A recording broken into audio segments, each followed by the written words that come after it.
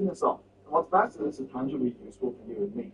You see, Sony is forced to do what it does to, well, just about spend what it spends. It's a dominant console division in its first business model. So if you just yanked things from Sony, you very lessons like wrong. Don't apply. The college champion and it's the live service model. All of that stuff. That's okay because their return on investment is rather prudent. But it's that whole live service type revenue that is motivating investors. It's the business model that they want. And a combination of that and the first party factor is why Sony thought, sick, we'll do a Concorde. Yeah. Every audience exists. Here's what In flare history, we can discover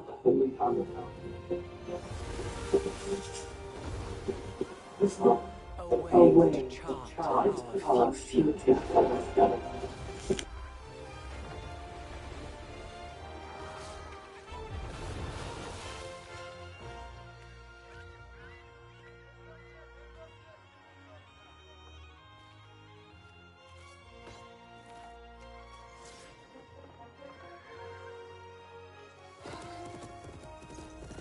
Countless stories are carved into the Earth's strata.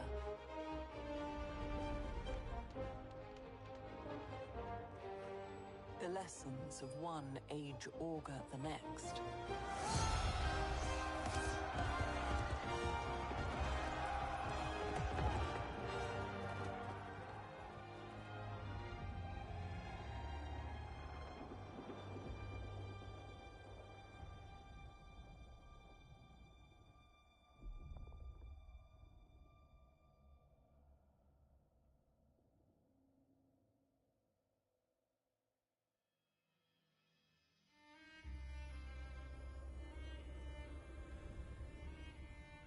We must learn from our past.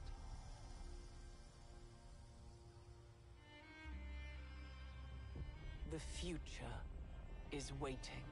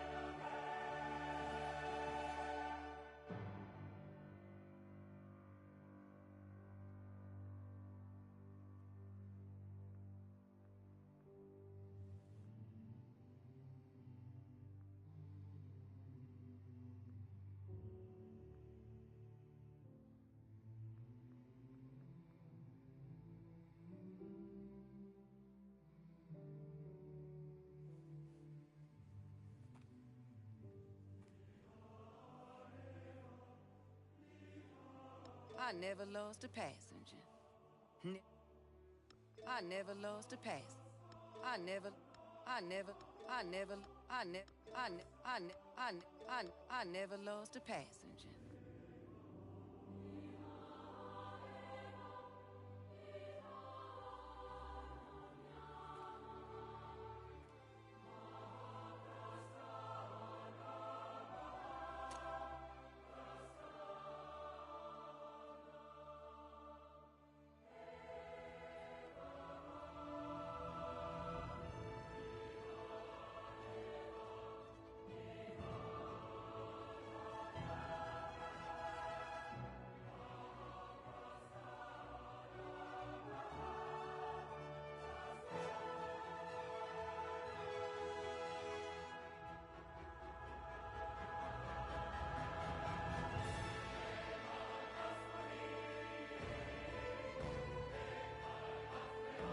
I never lost a passenger.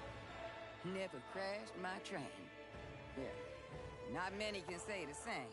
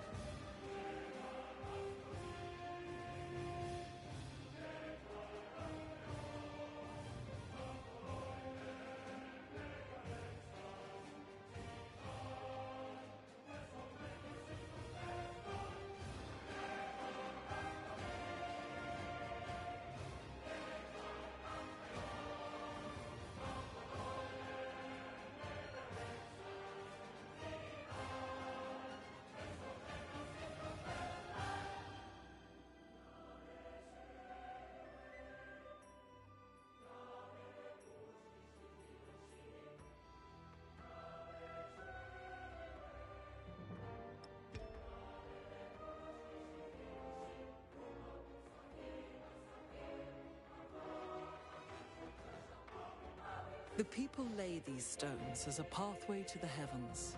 Come, cup Ooooowwweeeee, and assume the world's throne.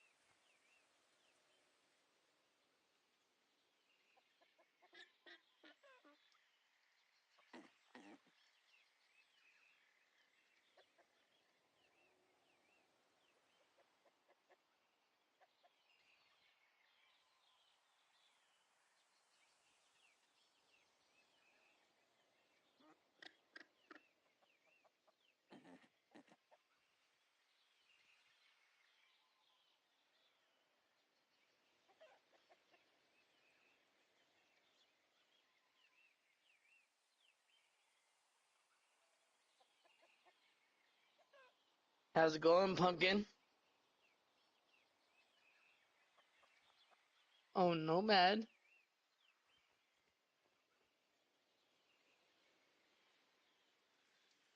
Ooh.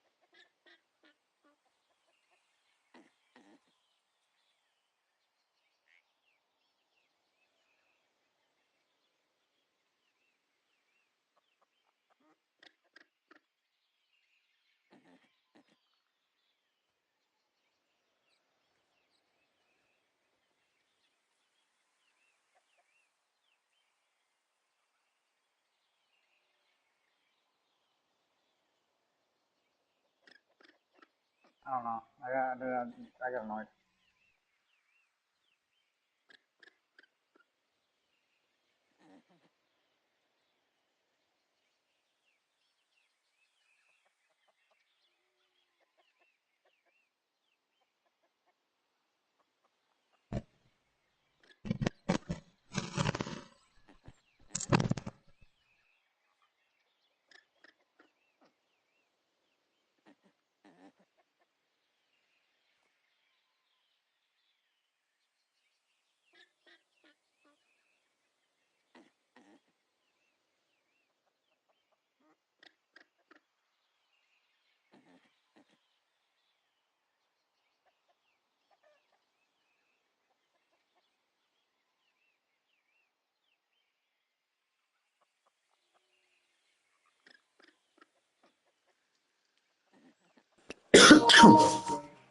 Thank you. I went to take a shit, and like 10 people joined and left.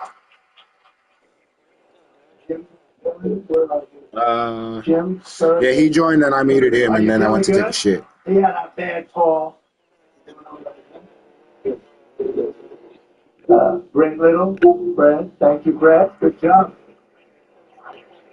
If you like to get an education, you go back to your state. You'll make it.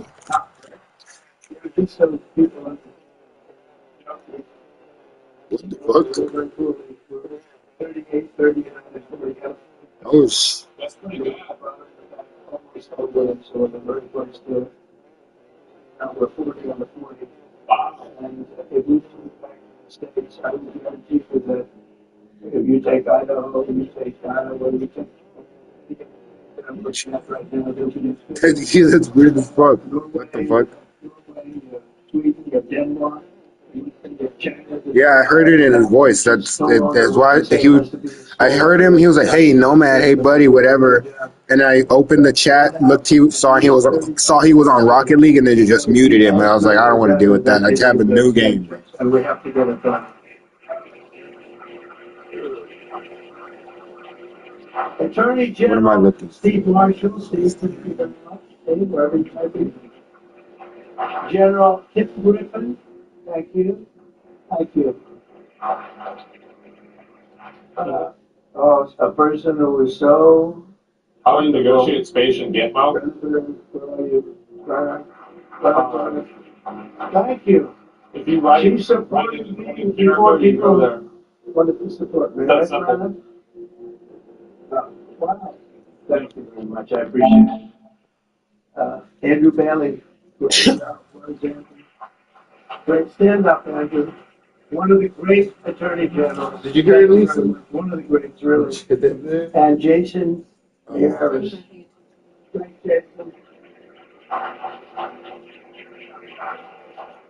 And now we get back. The drunk old Members of Congress. He's trying to mess with me, but I muted him. It's a good group of people. And then Steve Scalise is right in front here. What a great guy, Steve. Steve went through a lot, and he proved one thing to me, only one thing, that his wife loved him. His wife loves him because he was not maybe as a joke, as a drunk joke, I guess. Yeah, that's what I was just wondering. She was devastated. She was really devastated. And I think, similar situations aren't quite as bad. That's why I just was so devastated. And I messing with that big when he was drunk, because he fucking said stupid shit. Okay, all right. So anyway, It doesn't even get you mad. It's just like, what the fuck? Why would you say that? You better. He doesn't have that proper. But nobody wants to. Nobody wants to go through that. Greg? It's amazing. Tom Emmer done a fantastic job. Thank you, gentlemen. Holy shit. Great job. Lisa McLean. Carlos heard it? Virginia Fox. Hi, Virginia.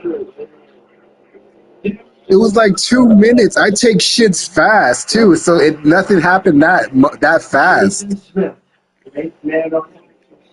Great man on taxes. I was a tax return, okay? One, 60 Harris. Arizona.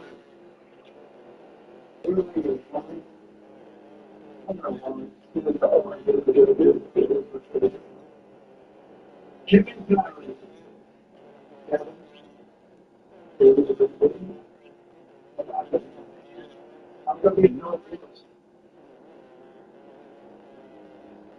Perhaps it's time we set a true spirit free. Sharpen our instincts. Holy shit. My headphones almost done. If it's loud, it's because my headphones are updating and I don't have them on right now. Every day. It's done by excluding listening to the music. That's why I'm like in disbelief. I'm like, how would that even come up? I don't even know what the fuck. What?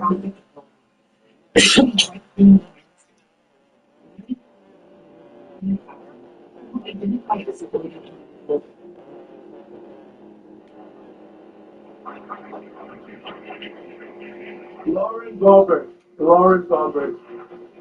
Very much a leader in this. Thank you, Lauren. Chad Kamek, Florida. Thank you, Chad. Byron Douglas, he's doing good. Carlos ain't even on his phone. He's that mad. You're doing great, Byron. Laura. There he is. Thank you. Great job. Anna Paulina Luna. Thank you, Anna. We're back. Greg Stubbe at home wearing a Trump cap.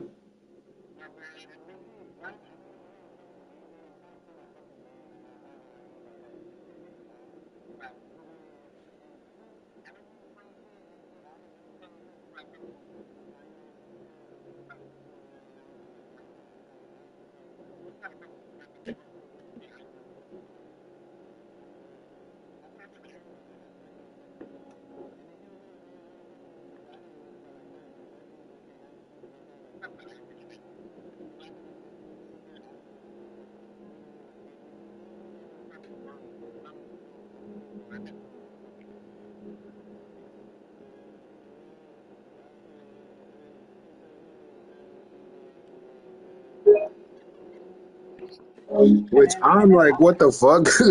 And then all this shit, bro, all this shit just for tomorrow to be like, hey, bro, I'm sorry, bro, I didn't mean it. Like, I was just drunk. I was just, bro, shut the fuck up, dude. When aren't The you? only one that hit a home run out of the park during your crazy baseball game, right? Holy shit. I just got annoyed. I just got annoyed. Like,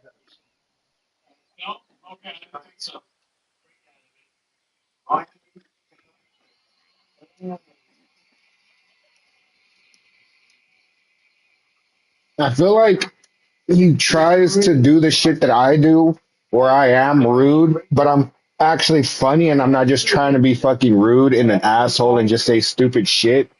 But I just yeah. don't think he understands like how that works, that you don't just be a fucking asshole, that there's finesse to it. That I don't know. I'm not just being a fucking asshole. We're friends and I'm saying stuff that like calling Alize a lesbian. He Exactly. himself thought that she was fucking hilarious. And I'm not just sitting there the whole time, how you fucking lesbian, little, like, go play with your little fucking girlfriend. I don't know. I don't think, especially when he's drunk and then it gets turned up to a 10, because he doesn't even act like that when he's sober. He's quiet. He's just whatever. He's just trying to play his game. He's fucking like timid. But then when he gets drunk, it just fucking, he wants to be so hard. It's like, my God. He gets that little liquid courage going through, and then his homeboy starts fucking. Homeboy just doesn't want to shut up. Sherry Pinkins, South Carolina. Okay, great job. This isn't the complaint department. Nobody cares. Shut the hell up. The motherfucker's not good enough to play games, so he sit there and just talk and talk and talk and lose while we're trying to concentrate and play our game because we actually play. Like I even told Isaiah, I was like, bro, I was like, I feel like I know exactly what's going on in this motherfucker's game. I was like, because he's sitting there commentating the Thank you very much. whole Thank game, you. bro. I was like, Oh, ow, oh, he just blocked. oh. Oh, I just got boosted. Oh, he scored. Oh, I blocked again. Oh, I did this. Oh my god, I did that. Oh my god, this. Oh my god, that. Dude, move. Dude, what about rotation? Nobody's rotating. I'm like, Craig, bro, imagine if I'm like, I'm getting in my car. I'm driving around. Oh shit, stepped on the gas. I gotta brake a little bit. Oh, just gotta brake just a tiny bit, just enough to not hit this car in front of me. Just gotta hit the red light. Oh, let's coast it to the red light. Oh, I just got a red light. Let's wait for it to turn green. Oh my God. Did you see that? How I stopped? Same thing as Isaiah, bro. I was chilling right now, dude. We were all chilling. We were all having a good time. And then I don't know if he just kept drinking, dude. That it just kind of like Good he input. just Monica, shut the Dean fuck up. Cruz. And like even Isaiah was like, all right, but he's like, all right, that's enough. All right, and then like I just kept quiet, bro, because I was like, this is getting. I was like, it's getting annoying, Dr. bro. Ronnie. And then like I said, he just kept going, Cruz he kept is a going, he kept doctor, going, great and just doctor, kept saying the great most admiral, stupid and shit, a bro. great I I feel was like just I'm like, bro. listening to a pitbull song. Don't say shit like this, bro, because tomorrow you're gonna fucking All sit I there used to and do then was be say like, Los hey, Angeles my and bad, bro. Miami. I didn't mean it. I was drunk. Who is the healthiest patient you ever had? Mm-mm-mm. You know why I like them? The fake news ass. None of that matters at all. Who's the healthiest of the three? Yeah. Yeah. From that moment, Oh, motherfuckers don't get that shit. right? Thank you, Ron. That's what McDonald's and Coke does. Wesley Hunt from Texas. I don't know what he said when I left because he joined this party, and right when he joined this party, I just left it, bro. I didn't wait for him. I didn't wait for him to say anything. I Owens, a left it great the moment he athlete, joined this one. NFL star, an NFL star. Ken Higgins from Virginia. Yeah, he tried talking to me. I thought it was just him on. He joined the party. He started his bullshit. I opened chat, saw he was on Rocket League, and I was like, nah, you're getting muted. I'm playing this fucking new game. Fuck you. Yeah, And I went that's to take a literally no. shit, Yeah, and then I heard a bunch of talking in the chat, came back, and then Isaiah told me what happened. I was like, yo, goddamn. yeah, no, cause we were in the different one or in another one, and then We he forgot goes, that one. yo, I think Nomad's got an open party. He goes, if you want, he goes, if you want somebody to talk shit to, he's like, and somebody talks shit back. He goes, go talk shit to Nomad, and then literally like he's The all like, all fuck? right, bet, and then he literally like leaves, comes back, and he goes, well, that was no fun, and then literally like, like then he kept going with us, and I was like, bro, I'm not gonna take any color with this bullshit. That's all. Like, I'm just. Like at first he was like egging on Isaiah, and then after that he goes, "All right, I'm done with this fool." He goes, "I'm on some pizza now," and I was like, "The fuck you are?" And I just muted his ass. I was like, I'm not listening to this shit." Founders of Moms for Liberty, and they honored me, and it was a good honor. Thank you very much, both of you. Thank you. I ain't even want it. Fuck y'all off. Get out of here. Women's sport was a fantastic group of people who worked very hard on this issue. I think everybody. Kim Fletcher, you know him. It's Like crazy that. how I ain't tripping. let this issue get away from He didn't get that reactions he wanted.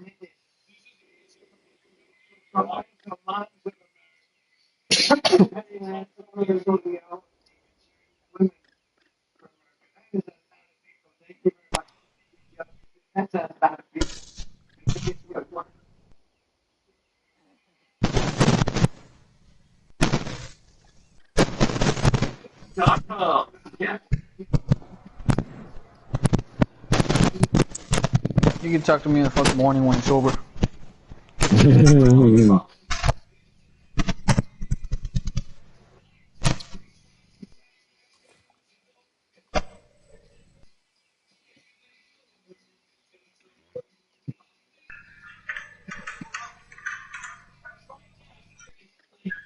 Hey, this guy Harriet Tubman. So, just to finish up, directing the Secretary of State, Marco Rubio, who, by the way,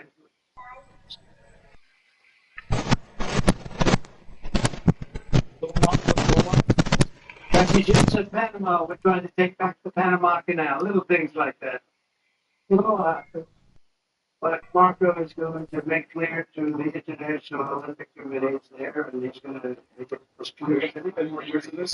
America categorically rejects transgender, change everything they're doing the Olympics, and it's absolutely ridiculous subject, and we even have to talk about this subject. If you went back 10 years or 15 years and you would move forward and listen to this, you'd say, what the hell are they talking about? This is impossible. But you have people out there, Democrats, who are still totally in favor. They can't I'm win. gonna join tomorrow and be like, y'all think I'm annoying, huh? I'd be like, sober you? Nah. Drunk you? Absolutely. And all the voters and all of the other things they talk about, transgender, flag and women's sports, and all of these crazy things. It's not going to matter because we're never going to go along. We're just going to keep winning elections, right? So when the Olympics comes to Los Angeles, I was responsible. That's true, but they wasted it. This has been so bad for them. It's been I awful. got the Olympics and I won't be president. But then what happened is that the election, strange things happened in Oh my the God. next 4 years. And Again? circuitous. It was a circuitous situation. Boys, who was here? As you know, very probably 250 years coming. That's a big one. This is a big one. In Los Angeles, 2028 administration will not stand by and watch men beat and batter female athletes, and we're just not going to let it happen. And it's going to end, and it's ending right now, and nobody's going to be able to do a damn thing about it because when I speak, we speak with authority. And for the same reason, just to make sure, I'm also directing our Secretary of Homeland Security, Christy Noble, who's also doing it. She's out there with you, Greg, a fantastic job. She's unbelievable. Like I was watching her writing yesterday on OR. She was as good as anybody. She's very good. To deny any visa applications made by men attempting to fraudulently enter the United States will identify themselves as women athletes putting it into the games where they are unable. Probably just talking to his friends. Like, oh, So I guess dog, I don't know about that, bro. I'm from Compton.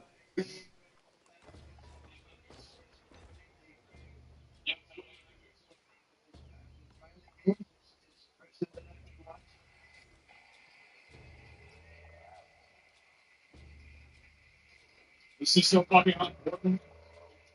Then why did they push for it? What hard? They should not have pushed for it then. They shouldn't have got people fired from their job and saying, The baddest Chicano in the barrio. That's not me, not anymore.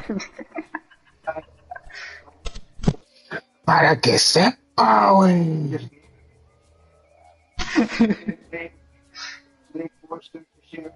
Spot on the podium with a male swimmer who took her trophy while the media celebrated his stolen glory. Riley is just a tremendous athlete, and it was a very unfair situation. I watched it. A lot of people thought it was ridiculous, frankly, but I want to thank Riley. She really has been in the forefront. People that aren't that well versed in this would say that she If he joins back right now, I'm just gonna be like, you done? If he keeps with the bullshit, I'm like, alright, no. And also with us is another great champion, women, Hank McNabb. I swear, Mason was a rock star athlete. He's probably like, there's some little youngins, they can't handle it. Shut your ass up. That's what. damn, he's trying to find everybody, huh? Good job. Looks like a good athlete to me. This is what you get for responding to say that. It's like being something in 10 years. For a future college sports. In one volleyball match, a much taller. It's better when people are sober. When they're drunk, it feels like elder abuse. Partially paralyzing her right side. Wow. Yeah, that was not okay to be drunk and talk shit.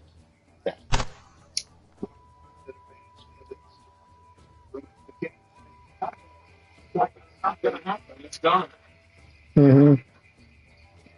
Yep. Not gonna happen anymore, man. Yeah, because I don't understand that drinking and then just being wild like that. I've never drunk a lot. I'm lying. I've drunk a pretty good amount, but I've never fucking been saying shit where I'm like, oh, I'm gonna regret that in the morning. I've always had my mind to be like, oh, basically the same thinking, just fucking, I don't know.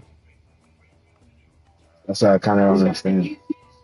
I just feel slower. I can't play fucking games. My reaction times. But I don't feel like I'm saying stupid shit and getting all fucking hard and shit. I just wanted to see how good he was. I was testing him. So we have some great people, but he's filling them up. Yeah, right that's now. weird. Like, what the fuck? Come on, bro. How am I gonna even do it? I'm in California. That's not the point. It's like, what the fuck are you talking about? You're wild. Or he's gonna be like, oh, bro, I do not even remember saying that.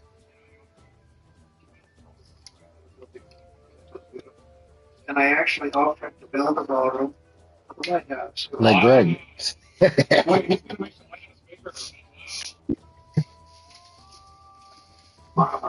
little specific areas that it costs about And then he moved out. and the administration. They didn't hear back, and I said again. That's who that cracks me up. It cracks me up when he's always talking about Trump, and then I have be like, oh, so you guys are voting for him? And God all but her. No, my dad is. I'm just buying the stuff for my dad. I'm like, hey, buddy. Marshall, we could use a bigger. Vote for whoever the fuck you want to vote for, but that was funny how he got on the fence. No, no, no, no, no, no. The whole thing myself will do a big, beautiful room because of the door. Oh shit! Somehow, I think we've outgrown the 10 stuff, right? Don't you think? So we'll see if they can, and we'll see if Trump will approve it. But the actions we're taking today are the latest in a sweeping effort to reclaim our culture and our laws from the radical left crusade against biological reality. When day one, I made it official, and I'm making it official policy of the United States government that there's two genders. We have two genders. What might they be? Man and woman, right? Male and female. It's crazy they let this one go, bro. They let this one get out. They let this one get away from So them. many others. Yeah. But rescinded. I don't know what the fuck they were This thinking. is so important. Any program that promotes transgender ideology using taxpayer dollars, we're not going to do it. Crazy. Yeah, it's crazy that this happened. They dropped the ball. And Yeah. last week, I effectively banned the chemical castration and surgical mutilation of minors. I love how he says it that way. Right.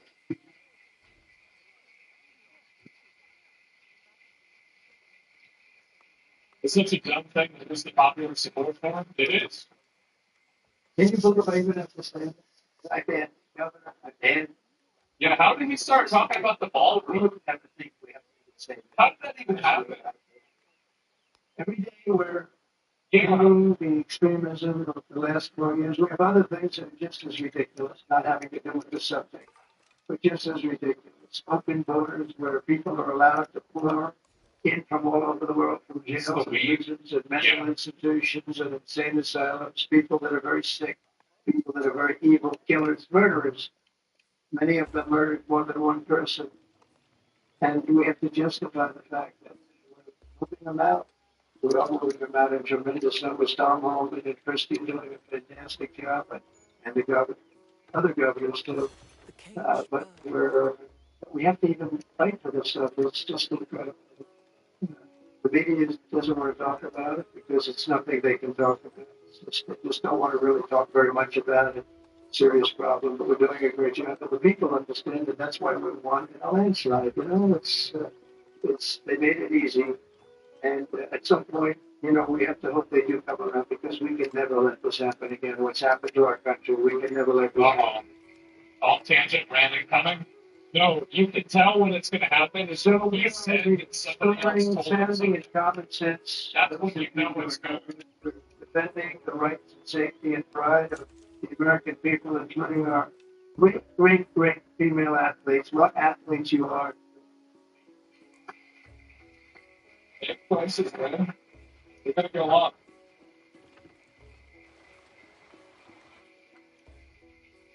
Prices are going up because of transgenders. They could end my career. They're really beautiful people. These are beautiful people.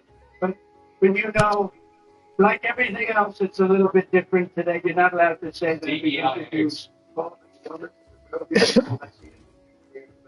Let's take a chance on it, Mike. Let's take it.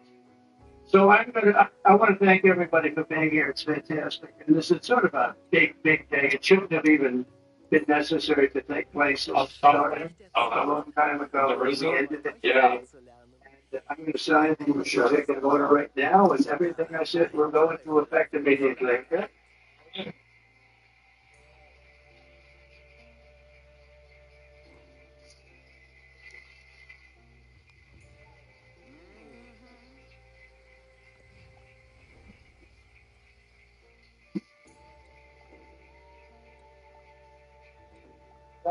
No problem. No, they wouldn't like me to.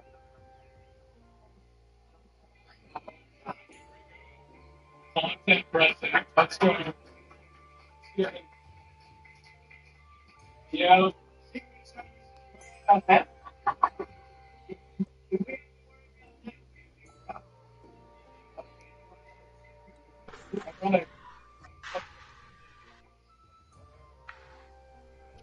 What a nice picture this is, huh, Governor? Oh boy. I think it would look good, you know, but This picture's crazy. Yeah.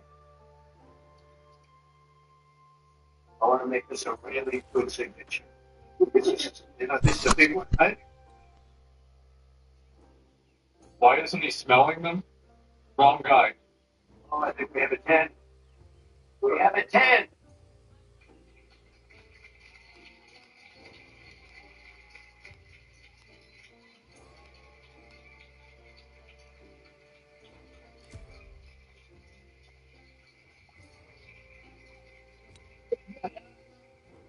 Okay.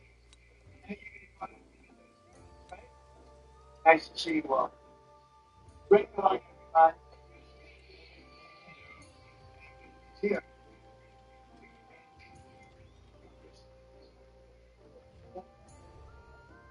Man. Man. Where's Ryan? The content president.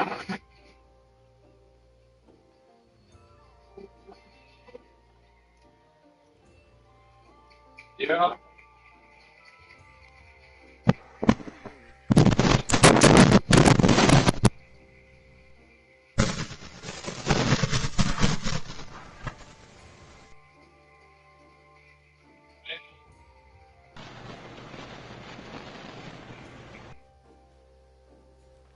Virus that causes shingles is sleeping. Wake up to your shingles risk because shingles could wake up in you.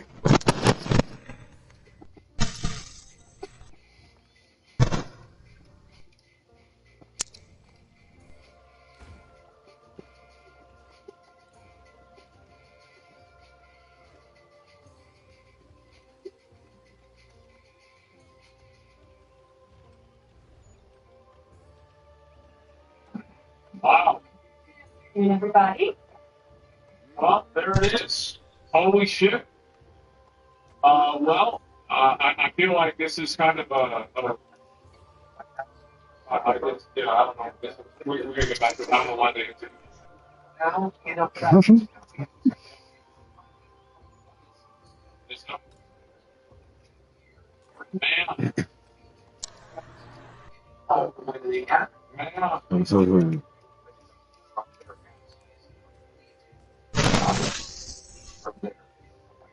Check out the going through, I think, to the executive order. I don't know. I don't. Their authorities right now are giving an update on a shooting that happened earlier today. I would say Iron Man. Yes. Yeah. If you take a chunk spine to move one way, and I'll say Yeah, Punisher can sit there and shoot, but Iron Man can sit in the fucking sky and shoot. And a lot of people don't fucking look up or don't have hit scan to actually hit him. like, so this is the whole gossip thing. Is that Trump freeballed it? As far as everybody else is concerned, nobody even knew this was going to happen until he just randomly Hey, fucking Bozo, said it. look up. Yeah, the shot. No.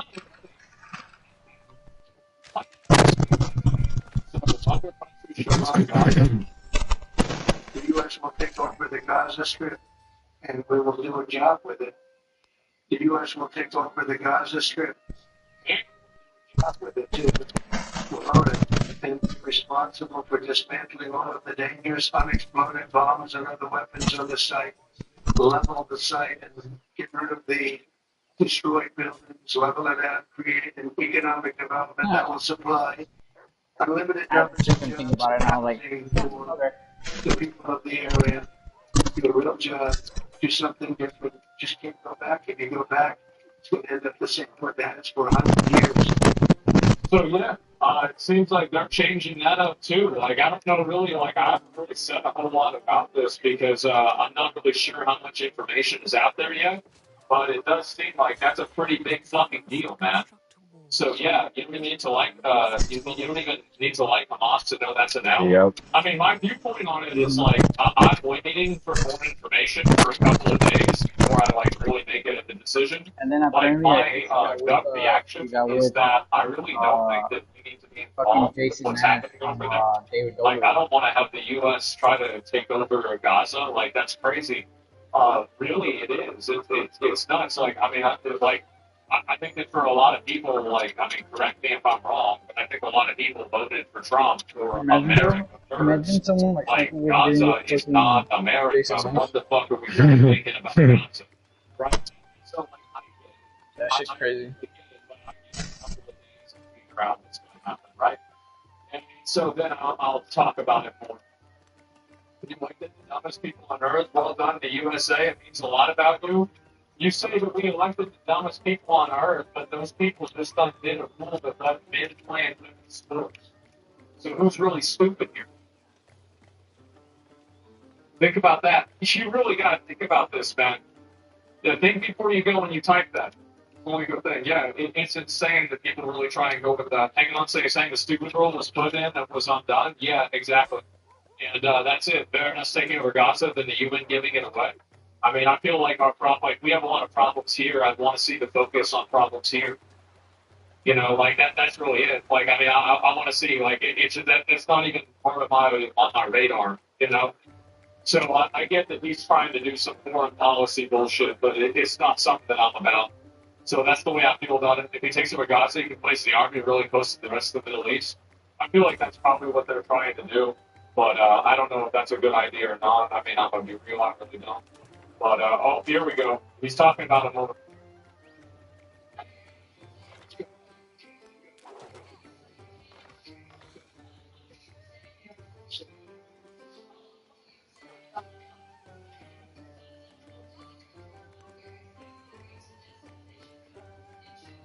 So just tell me to get out.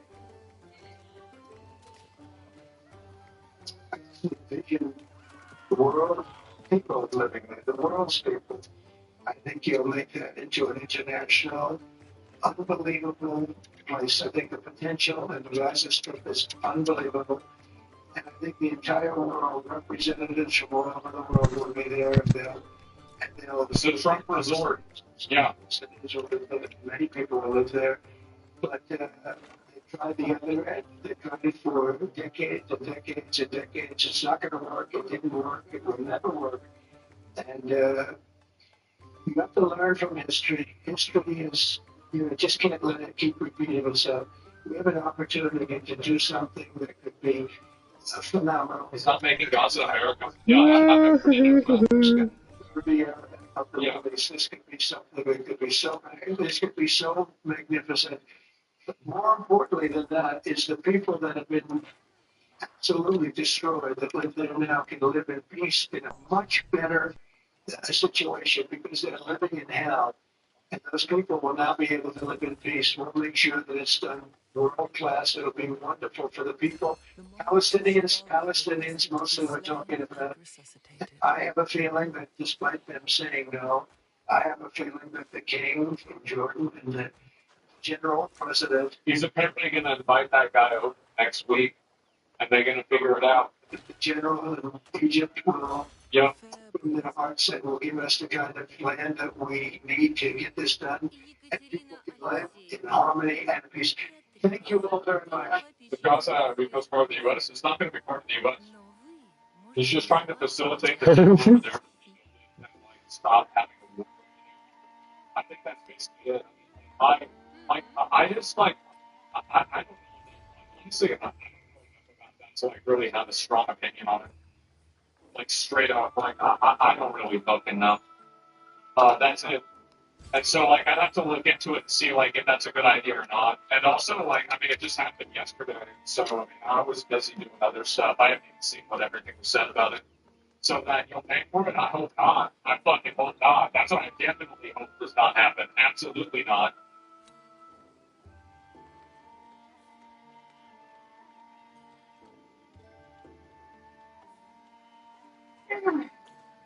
Let's be real. No amount of makeup can hide that workout face. With the protein-packed organ you drink helps build strength, so you feel a lot better than you look. Orgain. It's real nutrition for real life. Get your tax refund 5 days early, guaranteed. And let your tax season stress so it won't wash away. Start filing today.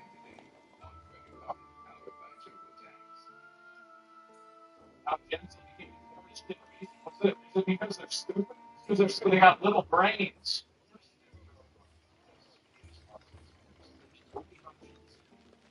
We've even done so on this channel before today. Oftentimes, you'll see people say, I feel like they said the same thing about millennials whenever we were the same age as kids too. Am I crazy? Because that's what I remember. Population can absolutely over the horizon. So anyone of what's in common, just parts of the children. Is this all will change children will have robots?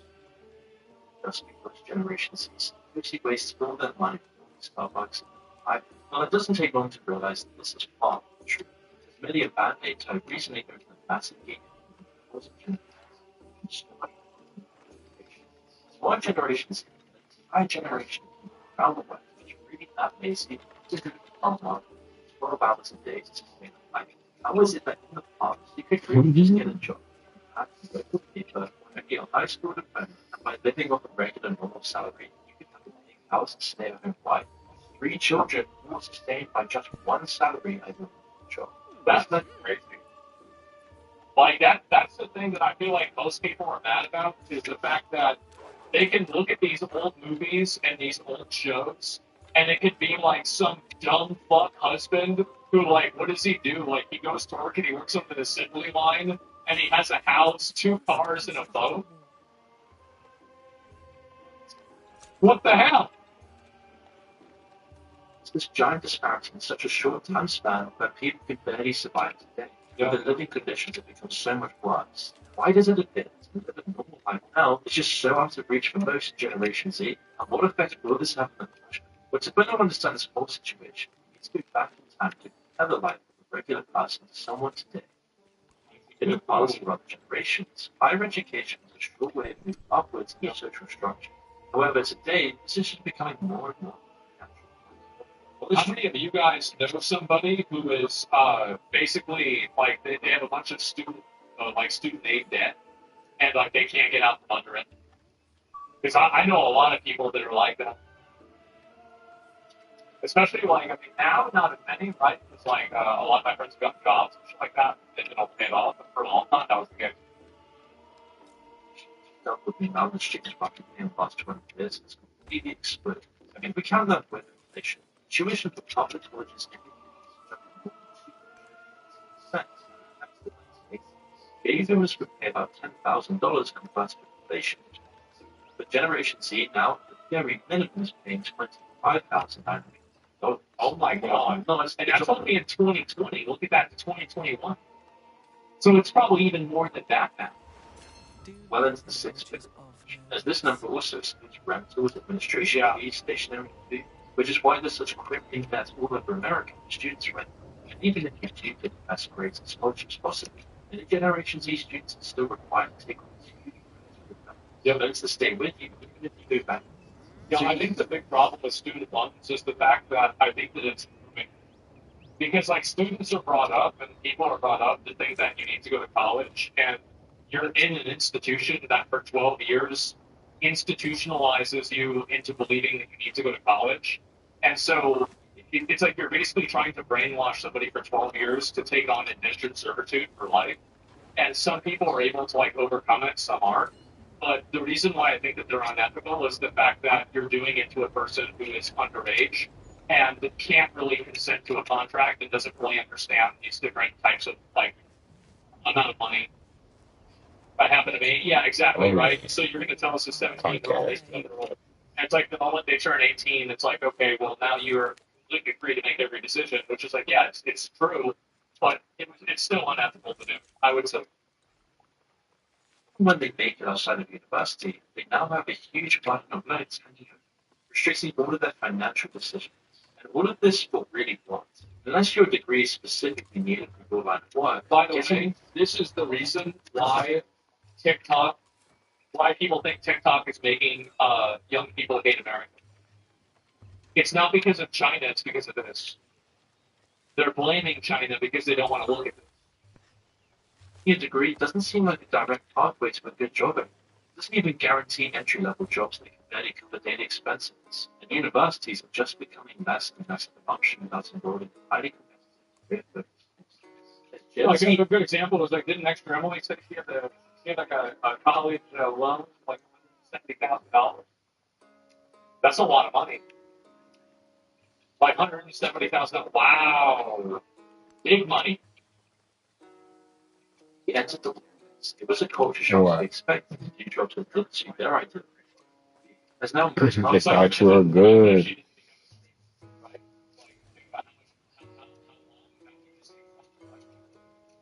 He's getting drafted. Despite abundant claims of job openings, finding markets become harder than ever. The news will always tell you that companies that they are struggling to fill positions. Yet countless people in Generation Z specifically can never seem to find a job, Welcome even if they send out to Your thousands Hero of Academia. applications without There's a very simple reason for that, I think.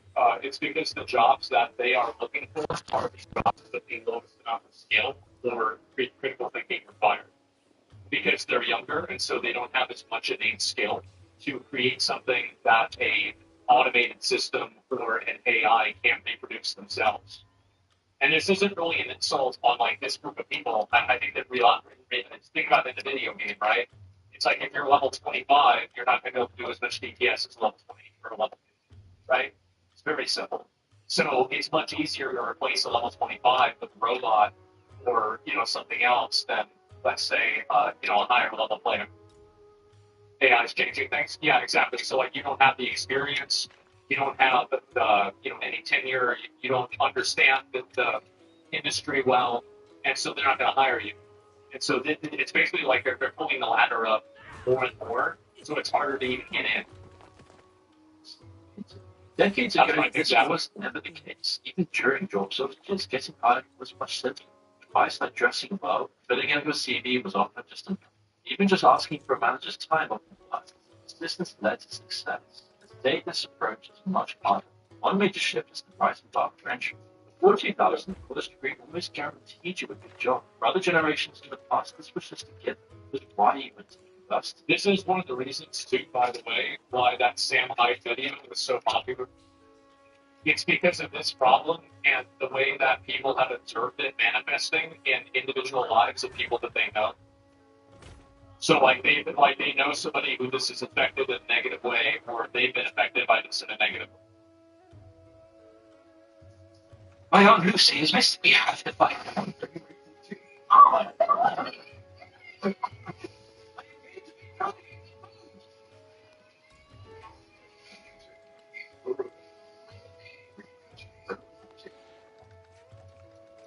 No matter the sport, I'm ready. Big play, big or burn. That's why I keep close to fair or burn the beat. I can do it every time. No.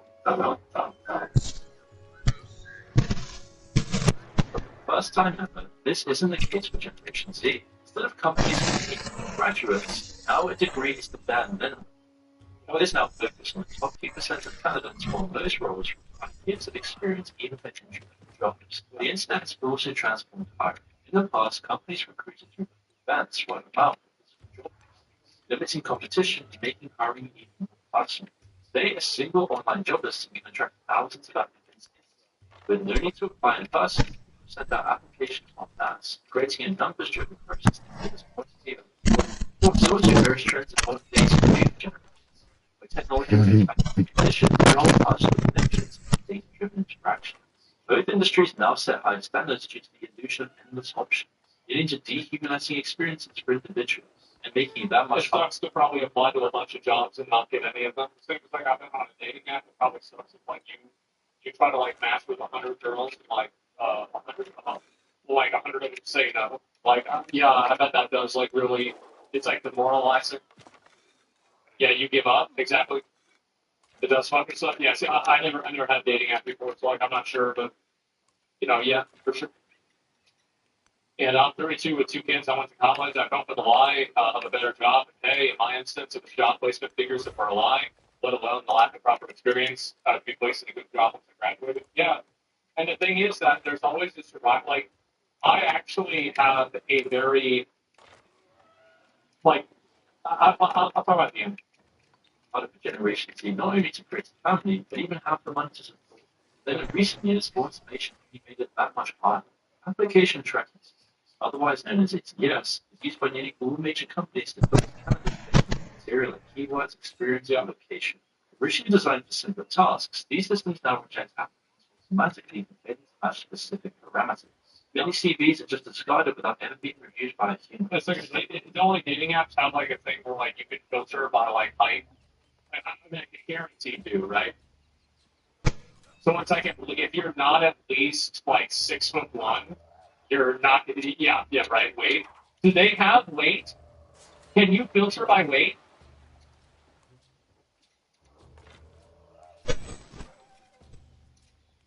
No. Why not?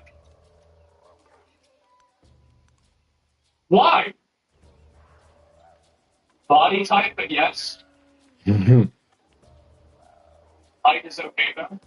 I love that. I love that the thing that you can't control is okay, but the thing that you can control is.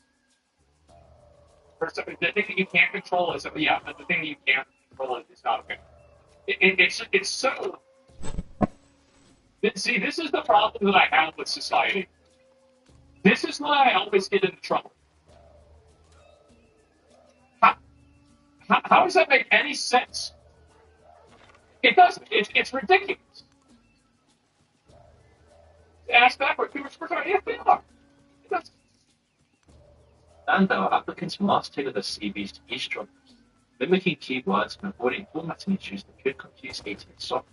This tedious process leaves many people demoralized, especially when rejection emails just become normal. Yet at the same time, you see on social media all of these rich millionaires living it up in places like Dubai. Well, I mean, if you see a girl living it up in Dubai,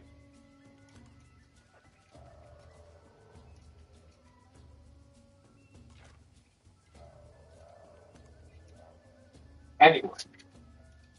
So I do think that the pervasiveness of the influencer culture has absolutely caused way more resentment. Because like now somebody can go, like they can go and they can see some girl on Instagram or on Twitch, right? They can see somebody and they're like, wow, this person has everything that I want, and they just sit there and talk to a camera all day. And like that, like just face value unfairness makes people so angry. With widespread use of ATS, the hiring process remains overwhelmed. AI is making these systems that much more sophisticated, allowing companies to further automate hiring while removing judgment. This efficiency-driven approach uses applicants as mandates, stripping away opportunities for personal connection. The result is a hiring landscape that feels impersonal and unfair. While job hunting has always been challenging, the rise of automation and placement competition, unrealistic standards have made it far more dehumanizing. Before even given an opportunity to have an interview face-to-face, please give the employer a good impression. This is not only merited if you're selected. I remember I went to an interview and I couldn't figure out how to open the door to leave the interview room. And I drove home and I was thinking about how embarrassing that was. And then I realized that that night Mr. Pandaria came out.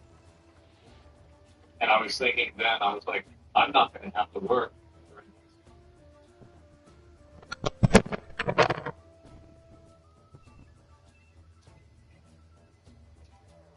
Data is the deciding factor amongst them. Legal explanations bring shortcuts to a CV, go through the cracks, and shift it to the region. Human systems now that words which might keep application in run. Yet again, the competition is fierce. Even the format of which CV gets to their system. Then there's the problem with advertising jobs that are just no longer. I think that's, by the way, I don't know if that's completely an AI problem. Like growing up, I don't know about you guys, but did you guys ever get like advice in like resume building and like CV building that it's like, oh, you don't want to do it like this because now hiring managers won't look at CVs that are like, written in this way. So I feel like what they're really doing is they're automating something that was stupid to begin with, right? It's like it was already stupid, and now it's being automated, and the automated way is also stupid. I feel like it's always been like this to an extent, but like now, since it's like a robot doing it, it feels a lot more prescribed than it just being a person being biased.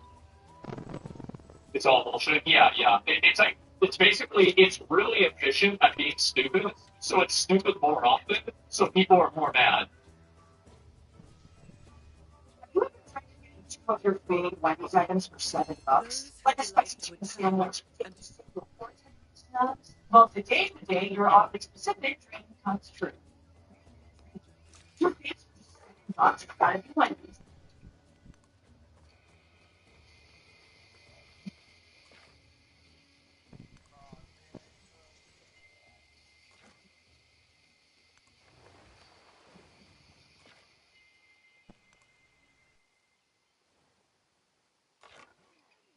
Company policy, while they already have applicants in mind, they still have to advertise. Or perhaps they fill a position prior to the advert.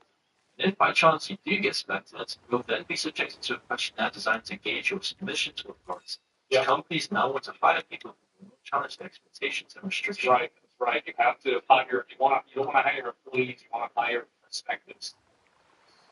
But I mean, that makes sense, right? You want somebody who's going to question authority. If this couldn't get any worse in Generation Z, it seems like AI is moving into to replace many jobs. Well, it's also that AI is going to be replacing the jobs that young people would be taking over because they would be the least skilled and the least informed or educated decisions. 5 It minutes. couldn't get any worse. Generation Z is one of the last generations to well, part of it was your generation. Making the kids gay by eating them McDonald's. They're making them gay with the brain don't work. Soy boys, yeah. Making Generation Z one of the weakest lessons. Luckily, there is that would be an so it just divides one of the insights. It's relative and it's invites. That's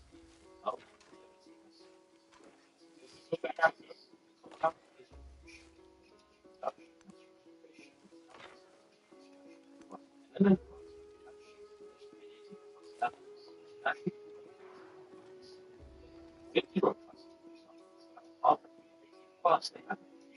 now, rather than me trying to explain this, I'm going to let the participants know this. The generation. What is NMN? Good question. So, the generation of distance, they're like the Pentagon base since we were hungry, since we were society, and they send out troops to Afghanistan.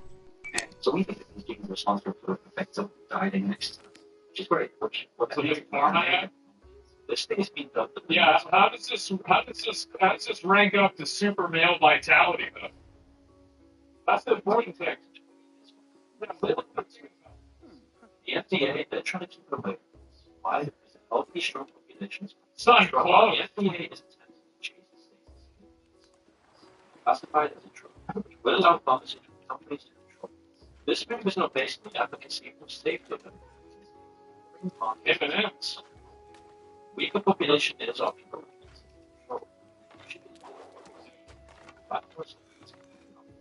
Since the sponsor of this video, we have this. They want you to be fat, to have no muscles, and to have erectile dysfunction. And that way they can control you. They comment from 48 hours by 2 to stock up now while you can. Wages have flatlined for the past 20 years. Today, the average hourly earnings for employees in 2024 is the same as that of 1978. That was during a bad economic downturn. So while living prices, real estate, just your normal expenses have shot through the roof, the income you receive really hasn't changed. And so this means there's far more restrictions in place that make it that much harder to live in. That's why today we're seeing more and more people in Generation Z living with their parents for as long as they can. I'm going to be real. I think that's good. I think the culture of moving out of your parents' house as soon as you turn 18 was toxic. And I'm glad that it seems like American culture is kind of moving away from that. The problem is that they're moving away from it for, I think, the wrong reason. But I think that the action itself is positive, if that makes sense.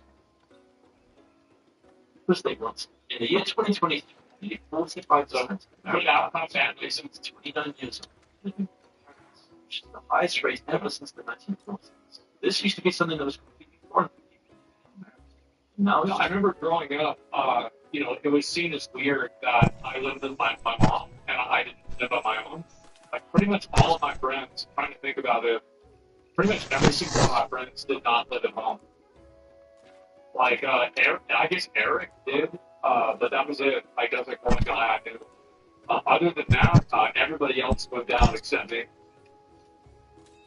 Was definitely a thing, yeah. becoming normal. In fact, in the UK, 1 in 3 males and 1 in 4 females in 20 age group still live in their parents' homes. The cost of food on average was about $4,500 per year, averaged between the years 2000 and the Gen Z is now looking at 22% more, at about $5,500 per year per person. So with all these financial problems set in place, That's nuts. Like, I remember my mom and I, we got $200 of food stamps every month. And, like, I remember we were balling. Like, and that was in, like, 2012, 2011. The shit's just gone up by so much. that crippling generation. Not today. Yeah, we're not balling it. And it starts so, especially by the time that you get married and start a family of your own, just because you're still not even able to live independently. Yeah. It's simply not affordable. I think a lot of people, that's definitely true, is that they feel like they have kids because they can't financially support them. I think it's a huge reason. Like, when I talk to, like, friends of mine, especially, one of the big concerns is economic anxiety. It's a huge factor. Do nothing which is often Another reason one household should at least stay in a couple just starting. It often doesn't because both incomes are so low and the options are so limited. There's still Added on to this, some rising rental rates that we've always seen. It's clear to almost everyone now that housing affordability has dramatically changed over the years. In the 1970s, the average cost was about $23,000 for a home, which today, taking into account inflation, would be about $150,000. Today, homes now average about $400,000. It's almost three. average. I want to see median more than average because you're going to have like $30 million homes that are going to be like increasing this number. I feel like this is probably a little bit not representative, but I'm sure it's high. 3 times as much. This is why baby boomers had almost no problems buying a house. So keep in mind, $420,000 for perspective. I grew up in a working class neighborhood. The street over from the house across the street from me, one over, on same. My 2 friends looked it up because they're like, oh, maybe we should move in next year. So, okay, how much is it? $455,000.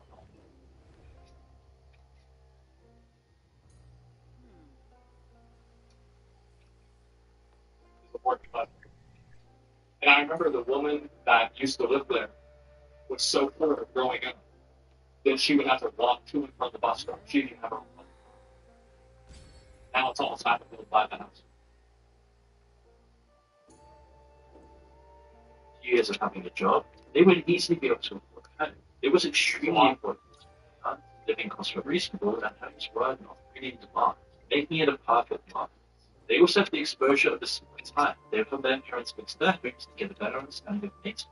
Yet by owning up all these homes, their net worth has exploded in recent years at the same time. But of course, for people today, it's the exact opposite situation. Now, the general rule of thumb has always been that you can eventually afford a house and monthly payments for 30% of your monthly income. However, today, this isn't really that possible. Most end up with 50%, leaving little money left to even survive. Yeah, I mean, like, at the rent payment, how much is your rent payment? Like, I feel like most people's rent payment is probably like 2.5, 3.5, somewhere around there, right?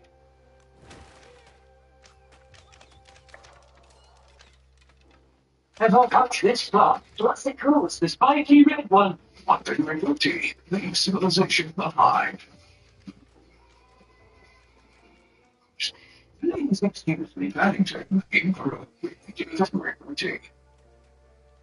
An effective defense against erosion and casualties, I recommend Pronamel Active Shield. With 2 times stronger defense against erosion and effective cavity protection, Pronamel Active Shield is a game changer.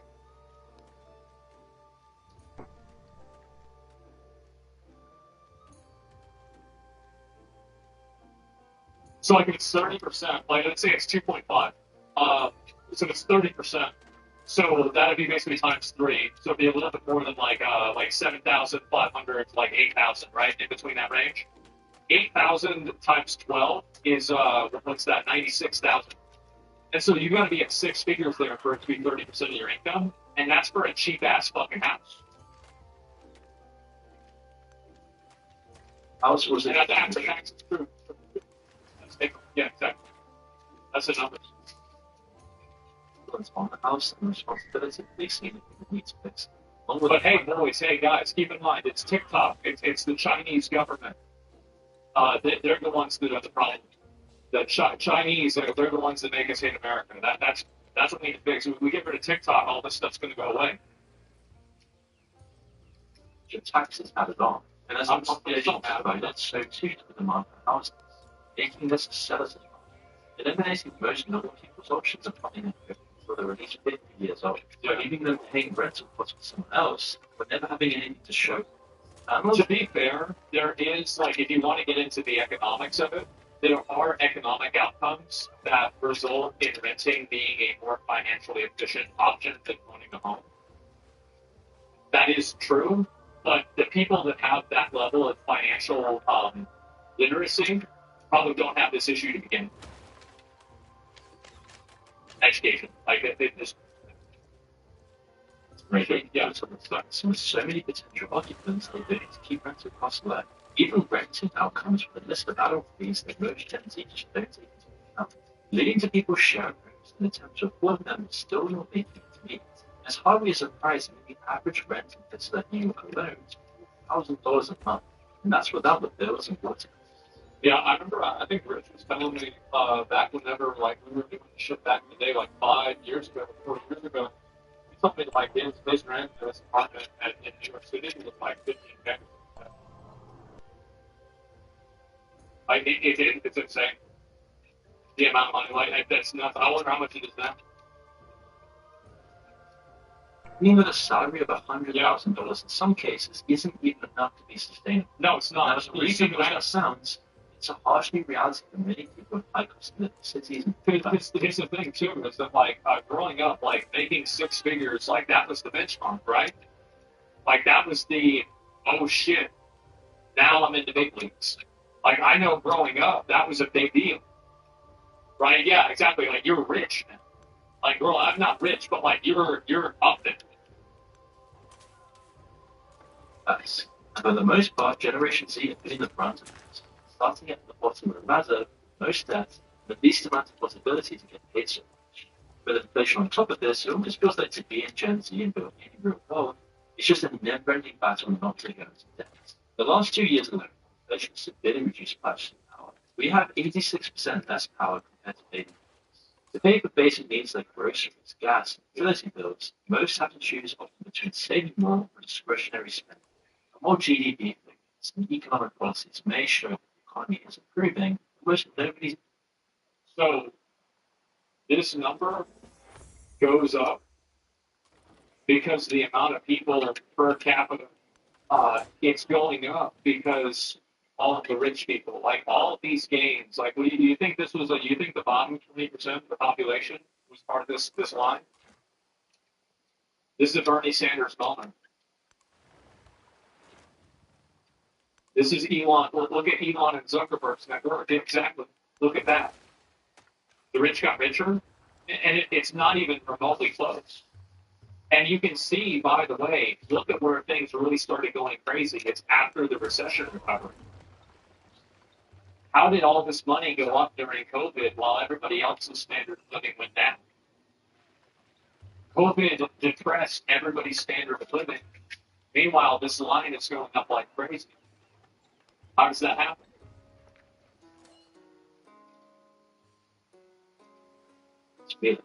Things like quantitative ease and GDP growth is most enjoyed by the older generations with wealth. Wealth that's invested in the stock markets and real estate. But it is so much harder to get to the This is the problem, right? Is that I'm sorry, I'm pausing a lot. Is that if you have money, it's so easy to make money. Like, if you have like a lot of money invested, you just snowball. You straight up just snowball. You just keep making more and more and more and more money. And there's like all these like little things, like for example, like obviously I have a lot of money invested, so like a lot of services that people would have to pay for, I don't have to pay for. And other things like all bank fees and like bank stuff, I don't have to pay for any of that. And so a big issue is that it's expensive to be poor, and it's in a lot of ways the worst part is that it's cheap to be rich. And so you have a lot of extra money that you just don't have to spend because you don't have other things. This cascades down into the conversation about like how sales tax is a regressive tax, and then also about how like at a very basic level, you want to buy a box of Nutri-Grain bars, let's say. It's $1.50 at the gas station for one. It's $7 at the store for 10, and it's $15 at Costco for 40. But you don't have the $15, so you have to buy it at the gas station or the grocery store, so you can't afford to buy in bulk and optimize your money. Yeah, like this is like spot on. That's a terrible analogy. No, but not an. It's not an. You know what an analogy is? It's not an analogy. You go to the gas. I bought a Nutri-Grain bar at the gas station yesterday. I know this. It's a fact with wages massively stagnating, along with huge student debt, it's no surprise that debt levels are rising at an unprecedented rate. Between 2021 and 2023, Gen Z individuals aged 18 to 26 experienced a staggering 179% increase in their overall debt. This is the largest surge in all generation cohorts during that period. A substantial portion, 176%. Lisa Yogurt. Seriously, Tice T. that's really weird. That's why I never accept anybody. Yep. But then the second game, and then the third game, and then it all falls apart.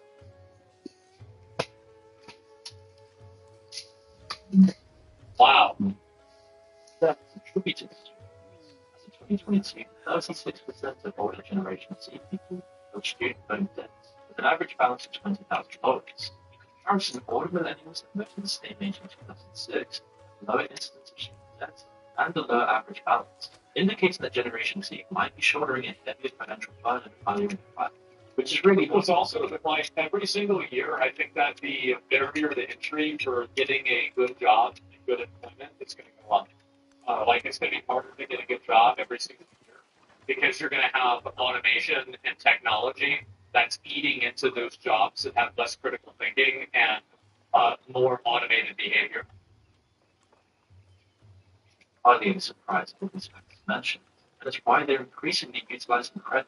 By the end of 2023, 84% of credit-active Gen Z consumers possess at least one general-purpose credit card, a huge increase from the 61% of millennials at the same age a decade prior. This comes with higher interest rates. This is the thing. You know what I think this is? You know whose fault I think this is? I think this is school's fault. I've seen interviews with people explaining what interest is and like explaining what percentages are, and I swear to God, bro, I bet these bitches can't even read a clock. Like you don't even know when you can't even count to 15. Of course they're getting hoodwinked by this. You go to Macy's, they're going to give you a card that you can buy things for $1,000. Oh my God, I have $1,000. It's terrible. Yeah, don't blame the parents at all. Well, it's not. I mean, nobody has a monopoly on this, right? I mean, it's a group effort. You know, it takes a village to raise a child. Well, it takes a village to enslave one too, and that's what's happened. And so, no, I don't think it's not like anybody is like uniquely responsible. But I do think that there's a lot of factors, and I think the school is a big factor. 30% interest. Yeah, but people don't understand 30%. Like, so 30. Here's a great example. 30%. Okay, on two. How much is it? 160%? No, it's not. It's 130 times 100 times another 30%. So it's 136%. Something like that, right? Exactly. Yeah. So like, and people don't understand how things compound. They don't get any of it. 139. So they got the 169. Yeah, there you go. And so it's more. That suggesting that many Generation Z are very much struggling to manage their applications effectively.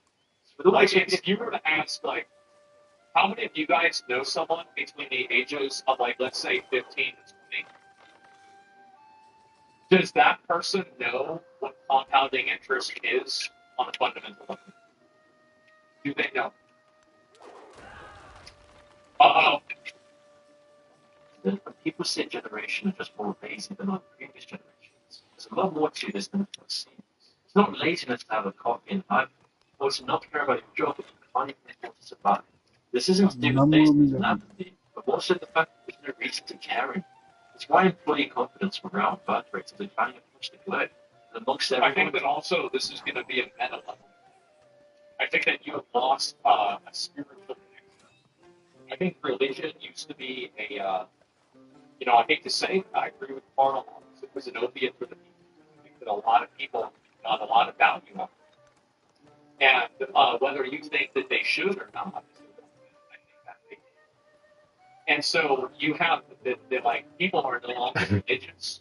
They don't have communities anymore. There are no third spaces that people are a part of, other than obviously, uh, and their house. And you have that happen, and big surprise, you have this cultural mind. It's inevitable. This is going to happen. Gen Z stands out for the lowest levels of engagement. Only 44% report job satisfaction, 7% report. Driving these trends you hear about in the news like violence, environment, and poverty. This is more just a symptom of a much wider problem of broader societal discontent and stagnation. As this happens, we don't see the fertility rates dropping. The US recently reached a 1.6 births per thousand, far below the 2.1 needed to sustain. Understanding these interconnected trends reveals a much bigger generational shift. The same sort of boring soulless corporate work no longer connects with Generation Z, especially when they can't even losing I think 60% people would be glad to see they were getting paid $200,000 a year. That's the problem, is that people are not being paid an amount of money that they feel like it's worth investing their life into doing this thing. So, like, that's the reason. It's all about the money. Like, there's a reason, like, those guys that work out the oil rig, they're getting paid a lot of fucking money. And it's risky. It's brutal, right? But they're getting paid crazy money. US bosses to report terminating Generation Z employees for violating flexible schedules and higher pay. It's the same things being around. Yeah. The customer sentiment from pilots during leaving their jobs due to burnout and a lack of career progression, which aligns perfectly with the broader cultural shift away from traditional life milestones to starting families and having children. How can society expect Generation Z to be having large, happy families when the cost of raising a child is approximately $1,000 by age 17? That's excluding college and inflation, driving serious decline in UK childcare consumes 20% of household income, making parental increasingly unattainable. Looking at this, I assume that stagnant wages and unaffordable housing will become since challenge, not only discouraging job satisfaction, but also having a family. Why only back in 2003, 83% of people expressed a desire to become parents. But today, that number has now dropped down to 51%. That's crazy. That's like more than a 50% drop. That's nuts. Almost 50%. Oh my god. OnlyFans? No, I don't think OnlyFans. All of this is compounded by something much greater than just Generation Z. This isn't just about Generation Z being lazy with their family. The economic impact of this is going to be fewer young people entering the workforce exacerbates labor shortages. Already visible in Asian societies that have nearly 30% of the population is 55. This imbalance increases financial pressures on workers, raise taxes, and reduces benefits, further destabilizing economies. Businesses then face shrinking consumer bases and rising costs, slowing growth and threatening long-term stability. This reverses declines, including family incentives and generous parental leave policies in nations. Well, the reason why you can't pay people to have more kids is if giving somebody $1,000 to have a kid is going to offset the $300,000 cost, not to mention the other like the $300,000 is not the real cost, right? That's the cost that's on paper. You also have the opportunity cost. So a lot of times it's harder to advance in your career if you have kids. And this is especially true like that if you're a woman. And so like, cause if you're having like, let's say you have 4 kids, well, that's going to be like 2.5 years, maybe 2 years, maybe a little bit less, depending right on where you live, that you're out of commission, you're not working. So how are you going to be able to compete with people and maintain your position in the job market when you have to take that much time off? That's just it. Yeah. So like, and there's a huge other component to it as well. You lose on salary, work progression, and pension. Yeah. Not even true. This is wrong. You really think that having to leave work to have kids isn't going to affect a woman's probability of getting hired and advancing her career? If that's not true, then why are there so many lawsuits about it? France, Japan, and Taiwan have seen limited success. Cultural and systemic barriers persist, emphasizing that natural supports alone can't resolve these issues. In generations, It's not money. work-life balance. No, it's because it's not enough money. They're trying to get you. It's like they're giving you like nothing to get rid of it. It's like a frac. It's like 5% of what you need. And flexibility has to be incorporated into policies and market strategies to build greater engagement and address underlying challenges. And I think also the reason why people are upset about what I said is that there's been like there's a trend now where like everybody thinks that like it's women like there's like oh what's the gender pay gap and all this stuff.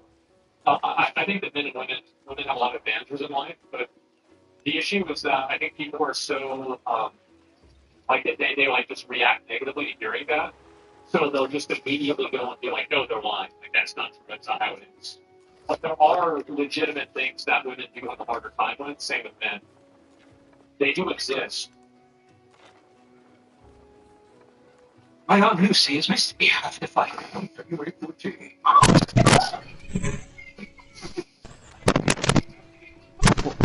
Okay.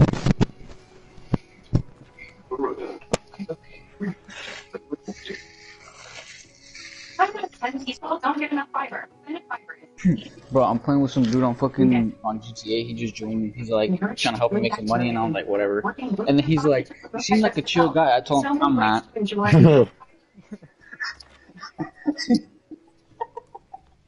Efficiency in not making it on the road. How could they ever afford to support the family? He responded with LOL. Which is a terrible tragedy.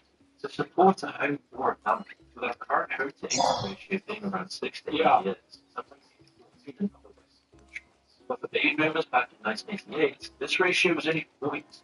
Historically, US home prices were around 5 times the yearly income. Today, the ratio has exceeded the 2008 housing bubble, which is even worse than the UK, where home to income ratios have been at 7 for a decade, reaching just as much. The situation is far out of control. How will this affect our future? People really need to start with population. Population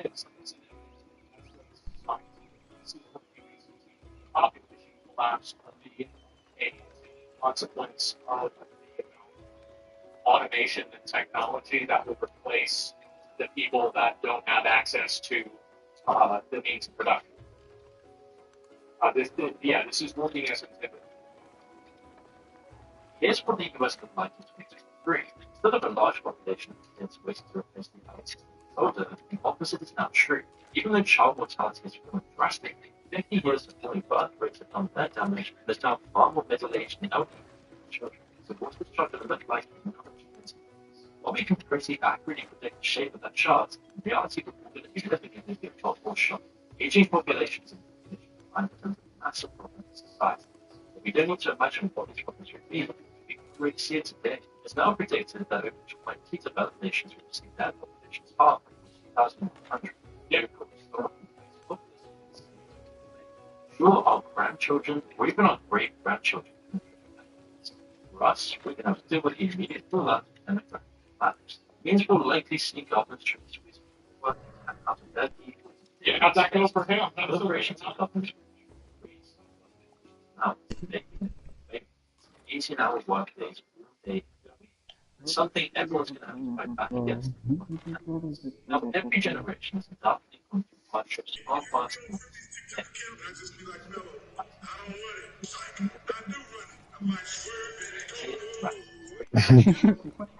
Fucking So dead, they bro. would kill people. Like that was another way that you would get rid of Everybody be asking me, hey, can you add me on TV's TikTok account? And I'd be like, Mello, I don't run it. So this is what the new solution This shit he says, I'd be like my own son. I don't run it. The issue recently has been so Why not? point about those office and corporations trying to be worrying about Yeah. all 50 states in the US. Right.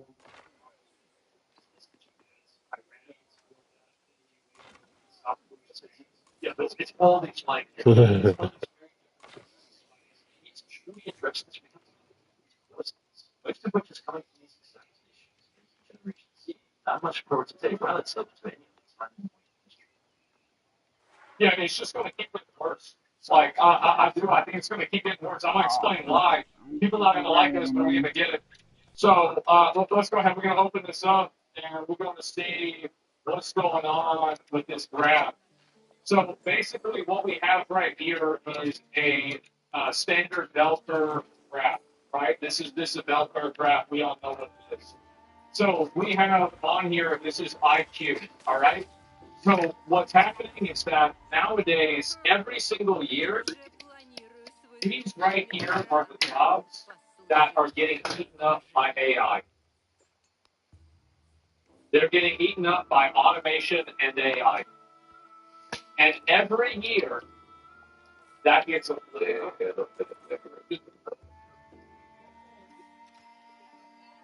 right? And so what ends up happening here, not really, no, of course it is. So basically, people that are stupid are bad.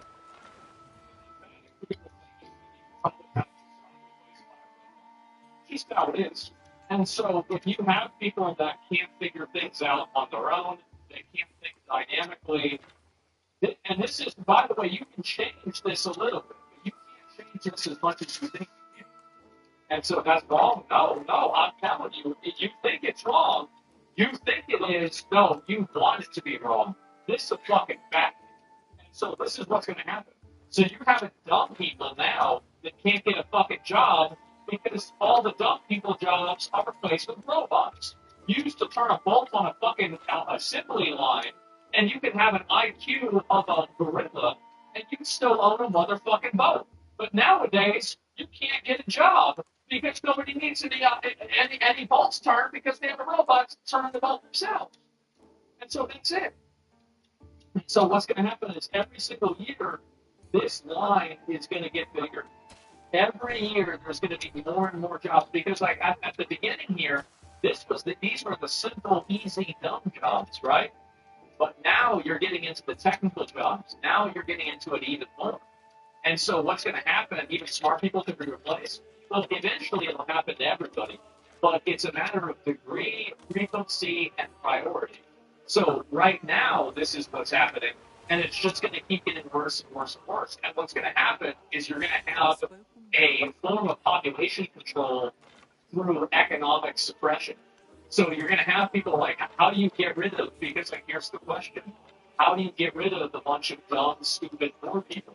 Well, it's easy. You make it to where they can't afford kids, and so you don't really, you're not stopping the problem immediately, but you're preventing it from happening a lot in the future. Or yeah, maybe a war too. But I think that people are opting to effectively do it to themselves. And so that's what I think is going to happen the most. True, release the plague. It was interesting with COVID. I thought that's what was going to happen, but probably not. And so this is where I think things are happening. And let's see, I'll read a few of these. I know that people think that I'm a crazy person for saying this shit, but to be honest with you, I think that anybody who can't see it this way is crazy. I think that it's so fucking obvious this is happening. And it's happening every single fucking day. Every single fucking day it's happening. And it's getting worse at, like, just every year. It's blatantly obvious, yes. And so now I might be extreme. I might be a little extreme on this, but that's what I think it's happening globally. It is. It is happening globally. And so not really many poor people have kids, at least in my country, to receive social programs. Well, they just fix the social programs and they stop doing that, right? And that's what it's going to be, because you do want an underclass of people. That's always what's going to happen. It's just that the underclass becomes less necessary as time goes on. So, yeah, why do you think we're evolving technology? It's not doing work. Exactly. People set fire to the streets at this rate? No, they won't.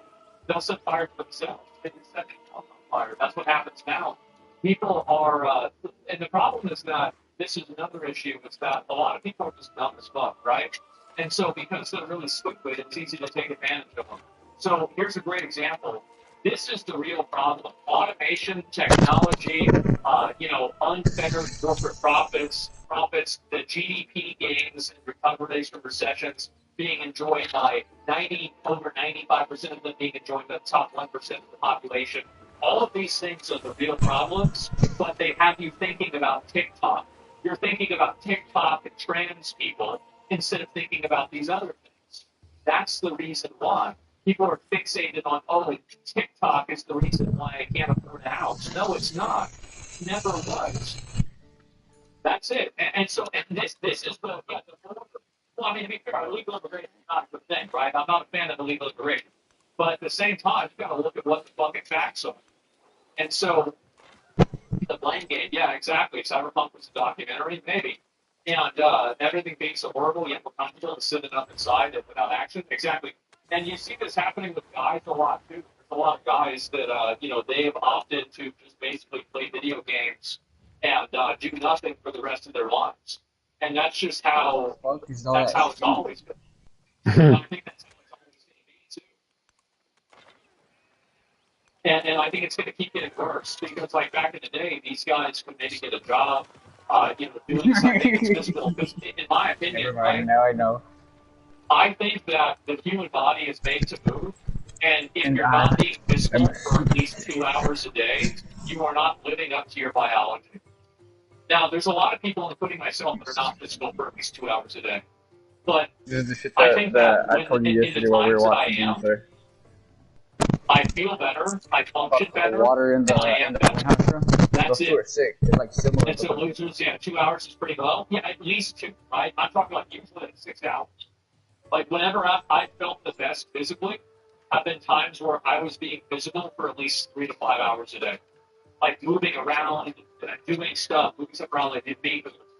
And so that's really it. It's like 6 hours, outside of work. Well, like, it's the thing, right? So a lot of times people would do that through work. It's like, that's why if you go look at a video of New York City and it's the year 1913, there's not a lot of hogs walking around. You know where you see the hogs back then? In the motherfucking circus. You know why? Because they're exercising. That's it. That's the reason why.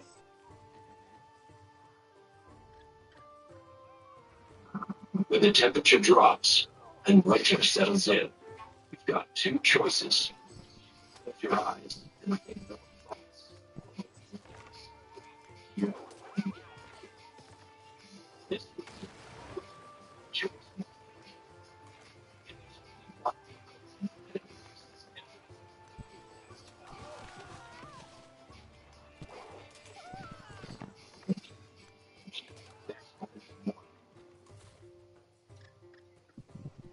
Yeah, have you seen the Dreamwalker trailer? Yeah, I'm going to get to that, guys. I'm going to get to that. I haven't gotten around to it yet, but I will. Don't worry about it.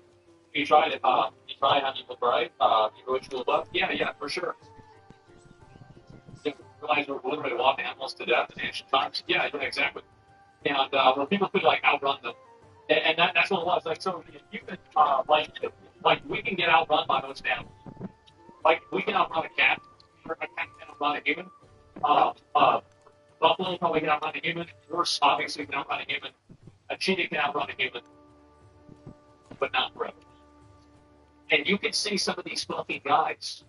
Like if you look at these documentaries of these guys in Africa, these dudes are running and being physical for 12 fucking hours a day, 15 hours a day. Yeah, the cheetah, the buffalo can outrun the African guy for 3 hours, 5 hours. But man, it's that people are designed to be physical, and they are designed to be as physical as possible, right? Like that's the pinnacle, that's the pinnacle condition of like the human excellence in terms of like biology, right? And so yeah, we're endurance animals, exactly, for long periods of times. Yeah, there you go. Ancient humans could run pretty much endlessly. Maybe not endlessly, but like pretty close to it. Yeah, they're really like absolutely. And so anyway, yeah, I think this is a good video. I also think that there's a lot of Gen Z people that make a lot of money too. And I think that also it's again about that disparity. Like if you're smart with the internet and you're good at kind of like figuring out systems and doing shit like that, you can absolutely make a lot of money. But that's something that's again reserved for, and this is the problem. It's reserved for this top end of people. You see what I'm saying? Me and Isaiah, Like these are the people that are smart. They can take advantage of it. Yeah, a lot of finance pros. Yeah, exactly. Just be smart. No, but like it's actually that simple though, isn't it? Yeah, once I figured it out. Yeah, because like that was the thing is that reserved for the elite. I mean, in a way, yeah, kind of, right? And I'm still there. I'm still elite. Yeah, that's whatever, right? You should be really smart or really fit. Well, that's if you're a girl or a guy, right? You know, you don't see a lot of ugly girls doing OnlyFans, right? I mean, there's a reason for that. So that's how it is. Check the comments. Yeah, I'll read some of the comments about this too. Labor isn't cheap enough. We need women in order to make them cheaper. Labor isn't cheap enough with AI to make them cheaper. Why is every successive generation poorer than the boomers? The future of society with all of the cyberpunk stuff. Well, I'm sure we'll get some of it, right? I remember a great internet comment saying that being born Gen Z was like starting Monopoly games 20 turns after a leader. Yeah, but if you come in there with 500s in your pocket, you're still going to win. That's the thing. You always got to like,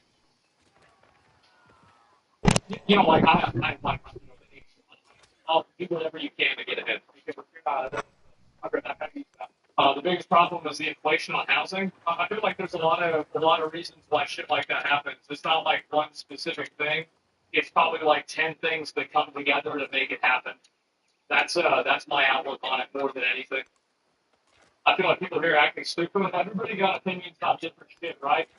But like in general, I think this is what's going to happen is that more and more young people are going to have more trouble finding jobs. And I think it's going to happen to older people as well too. It's just going to happen to everybody. But it's going to take time for people to realize that. You see a lot of dumb millionaires. From this No, you don't. Your pronouncement shall be You see a lot of people that do not have conventional intelligence. These shall be in your hand. There are a lot of types of intelligence, and all you have to do is be successful in one type of thing, and then you can succeed. You don't have to know, the square root of 195. It doesn't matter. What matters is how you can implement knowledge and use it as a tool. You see what I'm saying? I'm almost 14. Well, here's what the point is, right? Rich dumbasses are the ones that lose the richest. Yeah, and there's also a lot of people that are like that end up losing all their fucking money. And so I wouldn't really be too opinionated about that either. Now, here we go. Yeah, here's a good one. This could be, a young person making some money. And so PhDs don't earn that much for being the smartest people. Yeah, intelligence, thinking that you're smart doesn't fucking mean anything.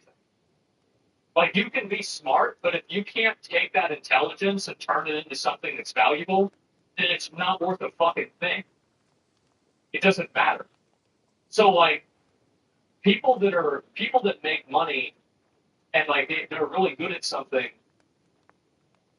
it's not like the only thing that you can be smart at is, like, learning things in school.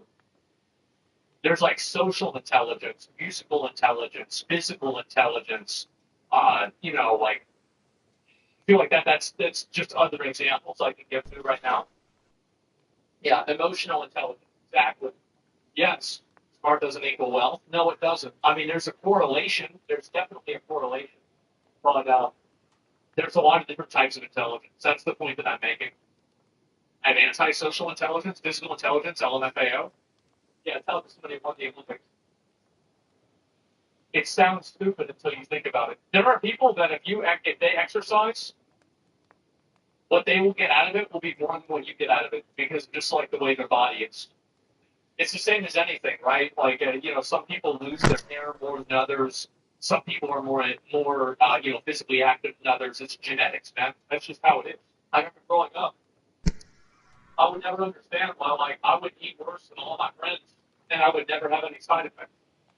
Nothing would happen. Like, I could live like a fucking animal. I could do anything I wanted. I could eat anything I want. I would never get sick. I'd never have anything go wrong with me. I was skinny my whole life. And I was also thin. The wife was the same thing, right? I was also healthy.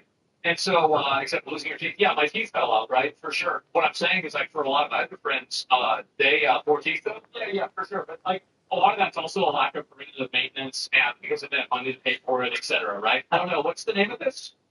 Oh, that's right. Yeah, they should rename Pepsi to genetics so I can blame my teeth falling out to genetics and actually be right. Anyway, let's go look at some more of them.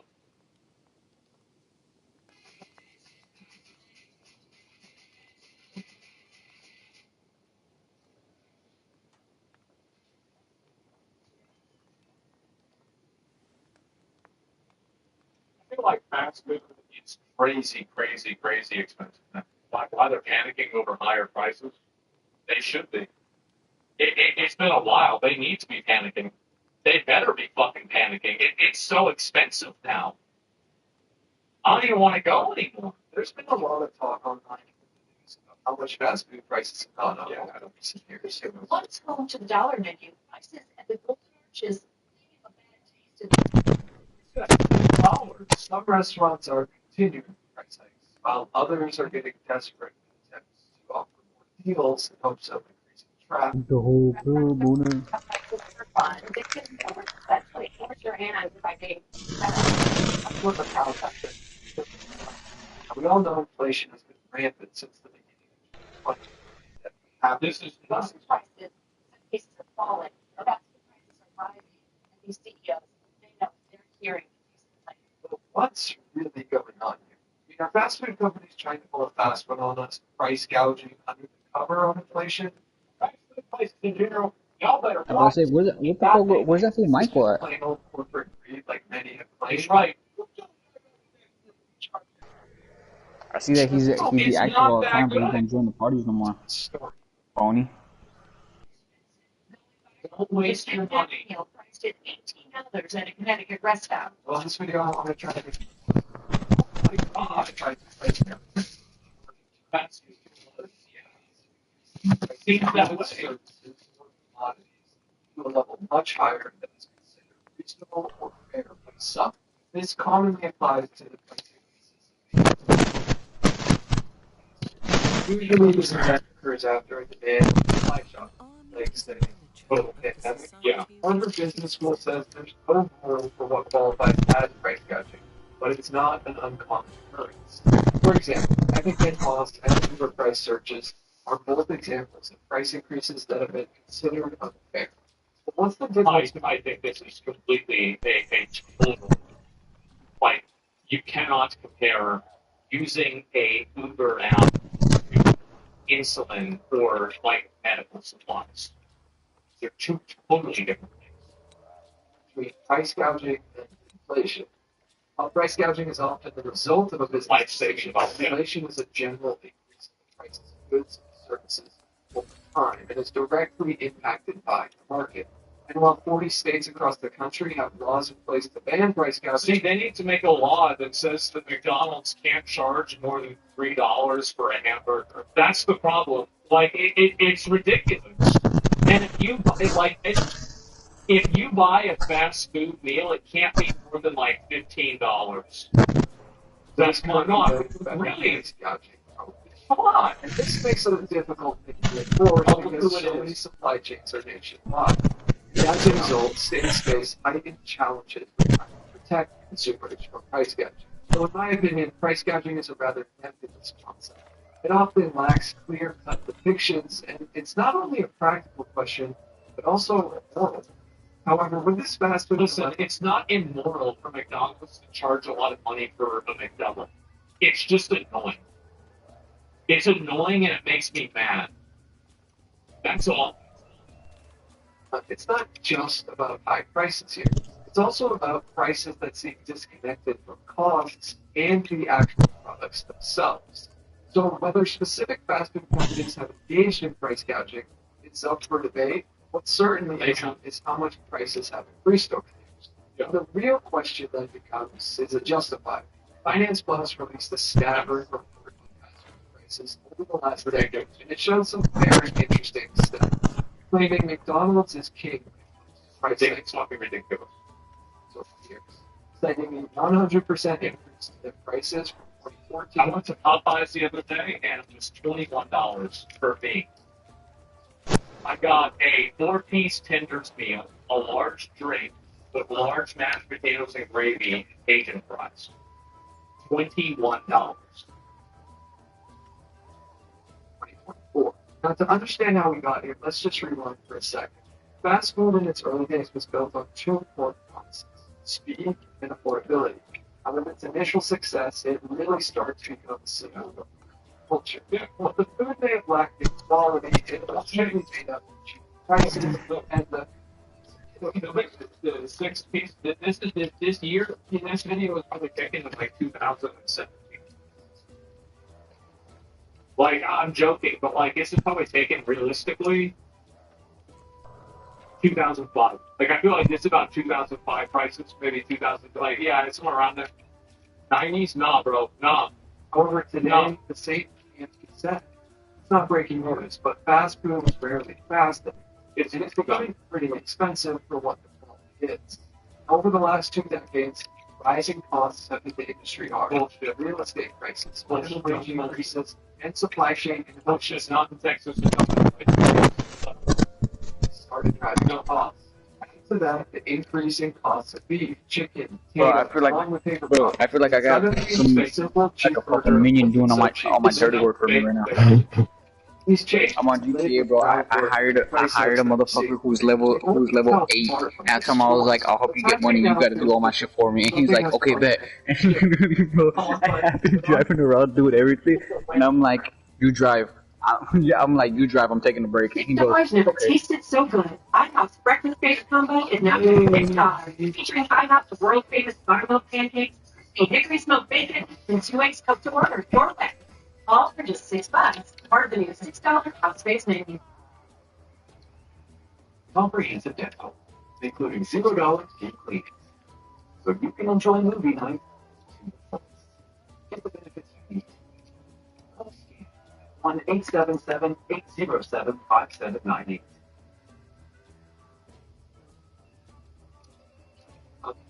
I have to keep it real. It's not just the rise in costs that are part of doing business.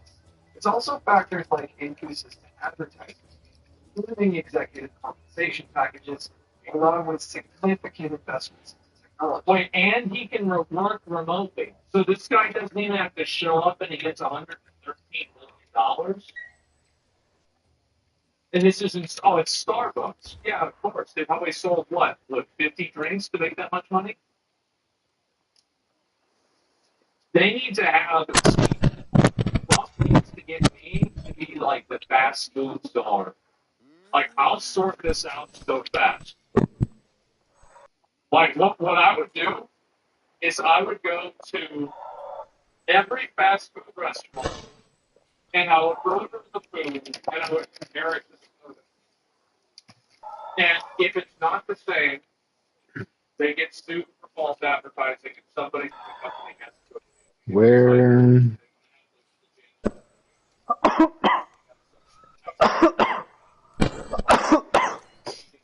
Breathe much?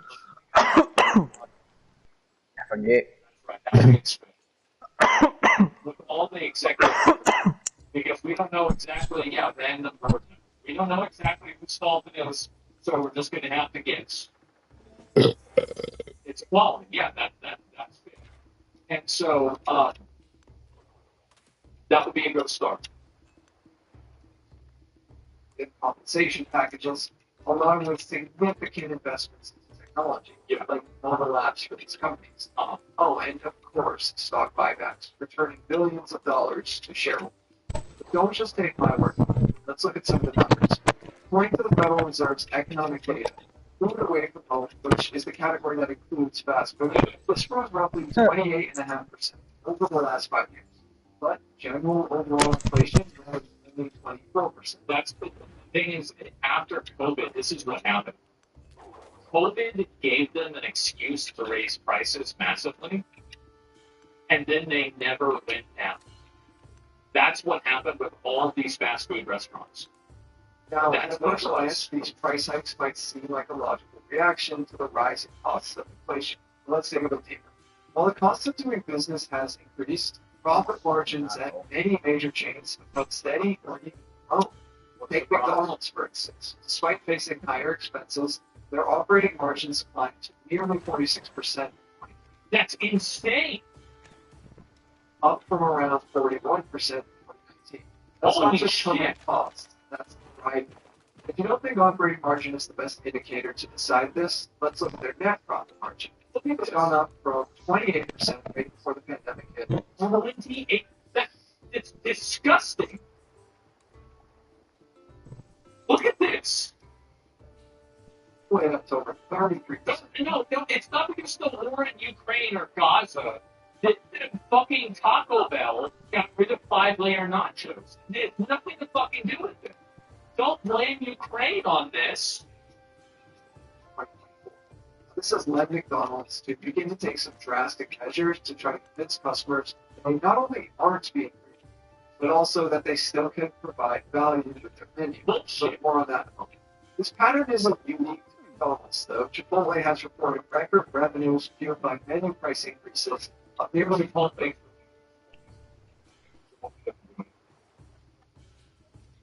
But actually, that's not true. They have better meat quality. But other than that, yeah, Chipotle's great. Big fan of Chipotle. Chipotle over time is people getting totalized, they get sick. But that's right. 15% over the last 2 years. In fact, during the making of this video, they just announced another 2% price increase, which brings the total number of price hikes to 7 times since 2021. And Chipotle technically isn't fast food, and it's more in the category of fast casual dining, but they still are a part of that food away from home stat that I provided from the different. So we can still learn a lot about their recent financial performance over the years. Chipotle's net margin is higher now than ever before. You compare this to McDonald's. McDonald's was more than twice as much as let's see this. They're at 10%. This is a lot of companies have between like an 8 and 12% operational margin. This is normal. But it's McDonald's that's the bad one. 10% is fair. Yeah, they're making 10%. That's nothing.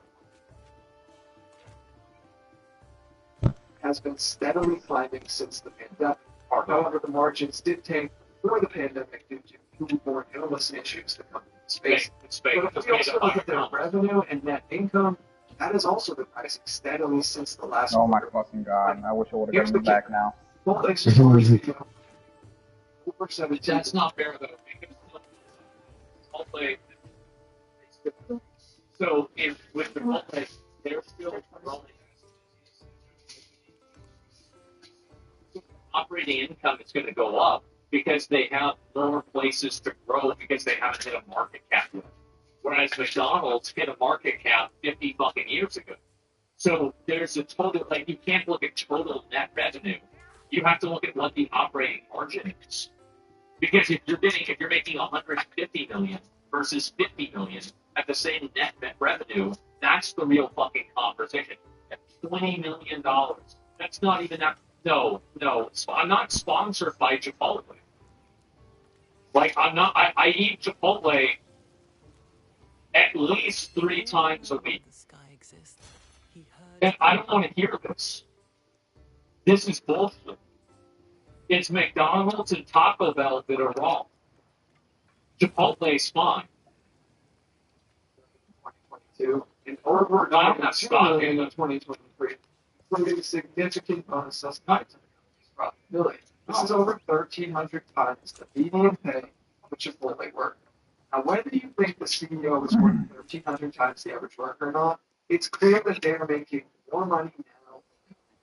And Chipotle also just announced in July that they were authorizing a $400 million stock buyback program. Wow. Essentially funneling excess cash back to shareholders instead of, I don't know, reinvesting it into operations or finding out ways to keep prices stable. Additionally, Yum Brands, which owns Taco Bell, this is KFC and Pizza Hut, instituted price hikes in 2023. It cited that it was a last resort option. Bullshit. You could do whatever. Later that year, locking in a 21% increase in total revenue because over its premium and earnings. Since then, executives of the company have authorized a $2 billion share repurchase program, returning $670 million to its shareholders. Now, there's no secret here that greater amounts of capital are being redirected to corporate level costs, such as C-level executive compensation. Now, critics argue that inflation has become a convenient excuse for these price hikes. Yes, labor and ingredient costs are up, but why are executive salaries soaring at the same time? Why are companies... Because they're soaring with the price of the company, because their salary is part of the equity that they're given in the company, and that's the compensation package. They're not paying the guy a big bag of $200 or $20 million. They're paying him with a stock package.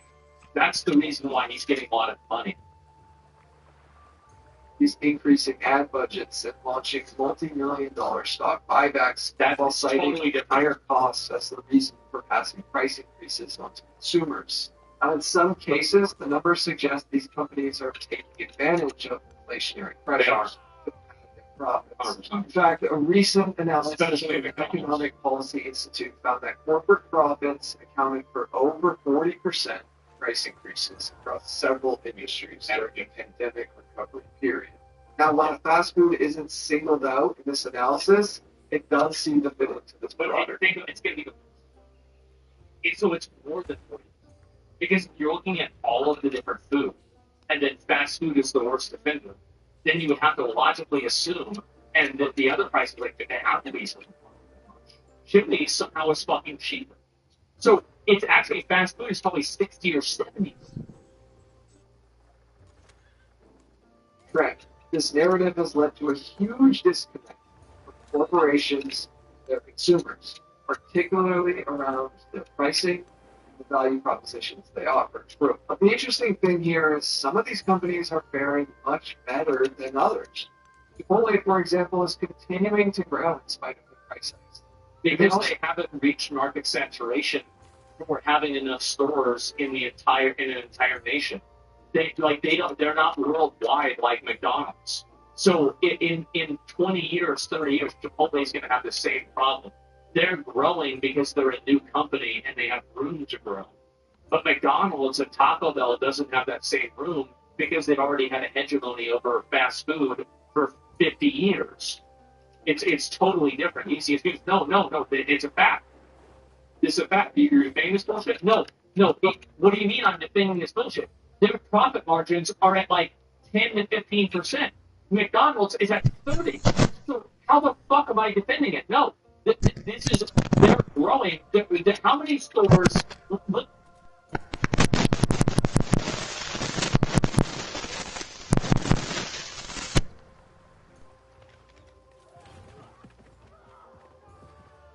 There's 3,000 of Chipotle. No man is foolish enough to desire war over peace. There's 13,000 of McDonald's. Sons bury fathers, but in war, you see that? fathers bury sons. That's what I'm talking about. That's what I mean. Yours look different with Cox multi-gig speeds.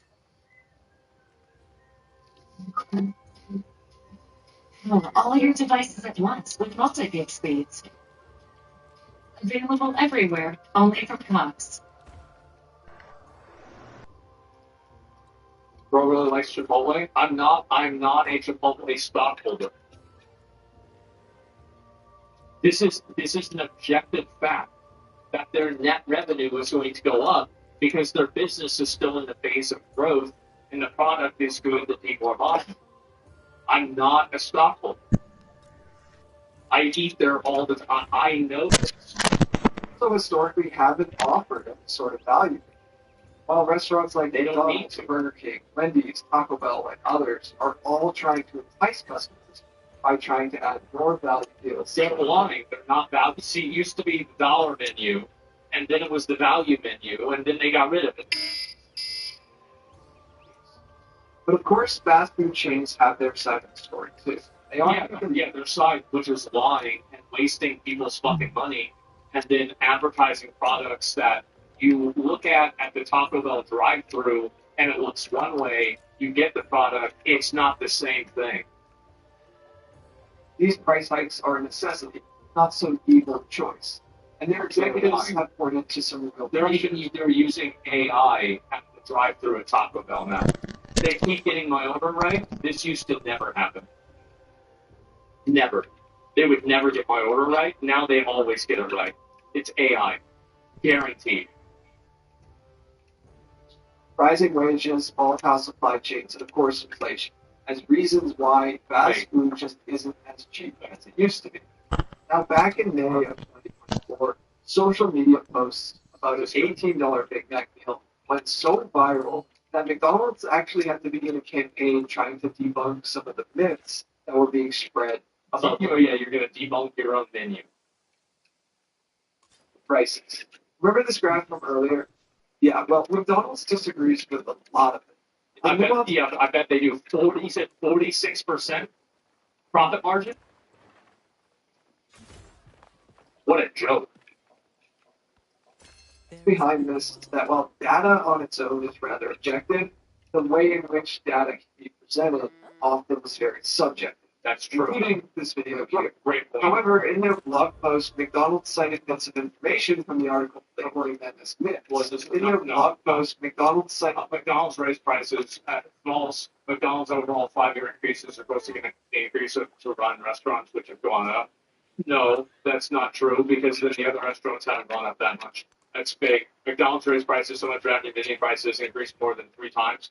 Well, they're just trying. This is okay. So look at this. They're just trying to fit. This is like, you need to write a 500-word essay. So like you're just writing bullshit. This is the same question. McDonald's price increases are the result of greed and price gouging. Restaurant margins are largely the same as they were in 2019.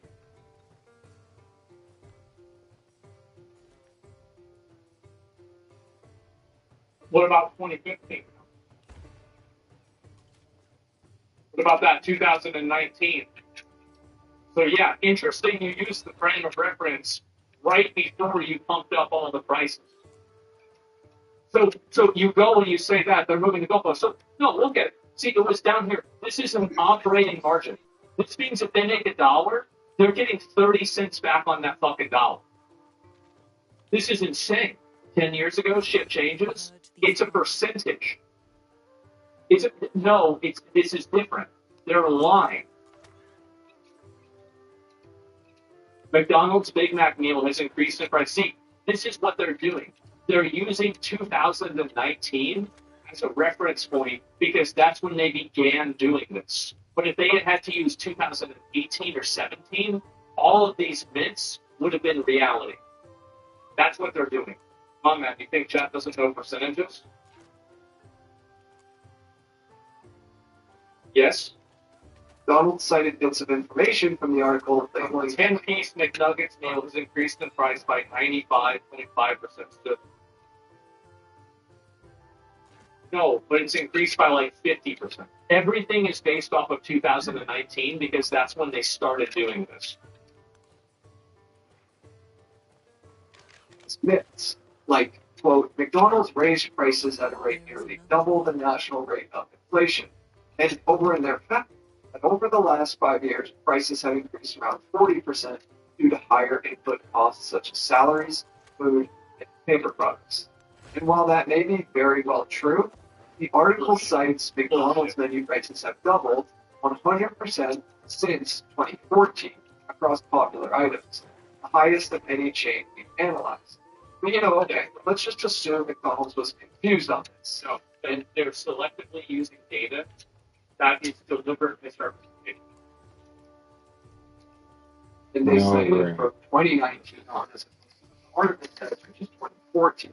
So what about another myth? Well, once again, McDonald's cites the article quoting, McDonald's medium fries have increased by 138% since 2019. But McDonald's claims the truth is the average price of a medium fry in 2019 was $2.29, and now in 2024, the average price is $3.29. Okay, well, the article actually says that the 138% increase is from 2014 to 2020. See, this is it. See, they're using 2019 as a frame of reference because in 2014 it was way less. This is it. See, they're looking at bigger. They're a private company. They can do what they want. If you don't like it, go somewhere else.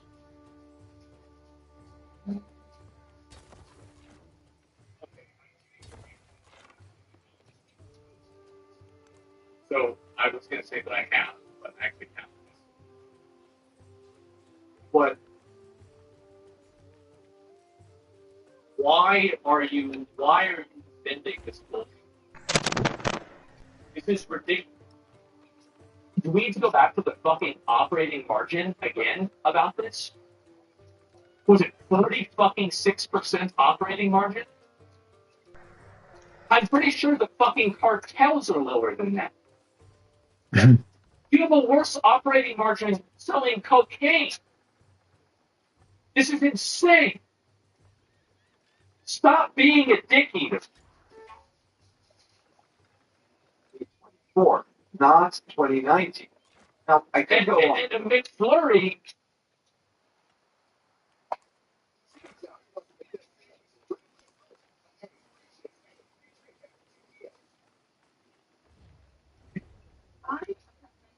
Restaurant, but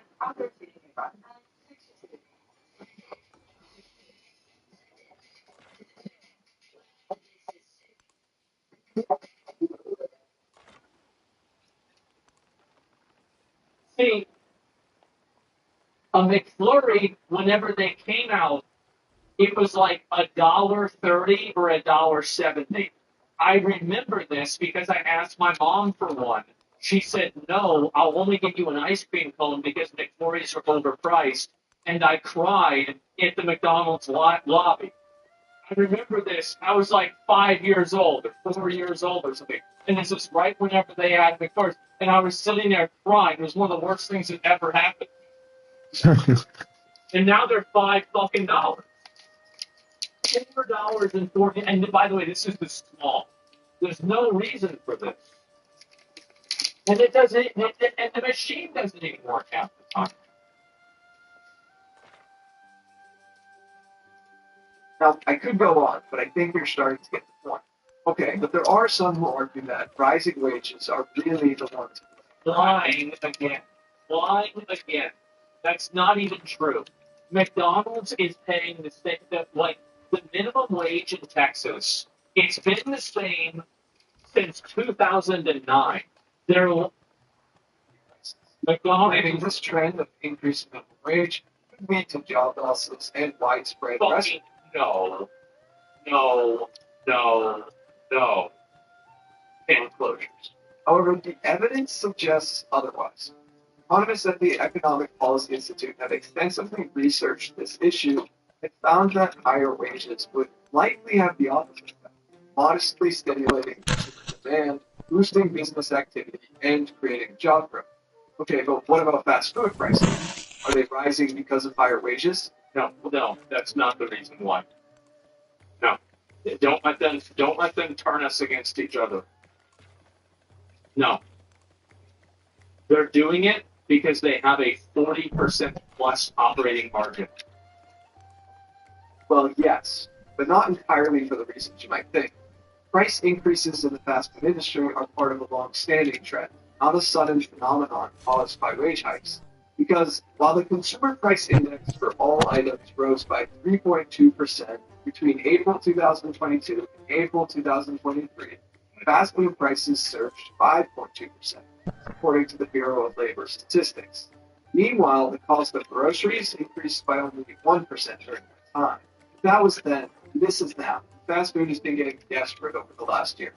McDonald's has had to really try to entice customers with their nationwide $5 value. And many So, this is bullshit. So, this used to the original dollar menu. This was the value price. This was, and any drink used to be $1 at McDonald's. These burgers right here, this was a cheeseburger, and this could have been a McDouble as well. Also, if you look at the size of a McNugget, it's about this big, right? So you're looking at burgers that are about this big. This is like White Castle level burger size. It's tiny. And so, yeah, you had $1. So this used to be $4. So even their big deal right now used to be like in 2017, 2018, not 2019, where they like to use as a reference. It used to be $1 cheaper, and it was all the time. and many competitors have followed suit. Burger King offered their $5. And also, if you look at this soda here, that drink cup is a 20-ounce drink cup. I know that because I have them. And a large drink, so at McDonald's, there are 3 different sizes of drinks. There's small, which is a 16-ounce, or I think it's 12. And then there's a 20-ounce, which is medium. And then large is 32-ounce. And so they're showing a medium drink. And so you used to be able to also get a large drink for $1.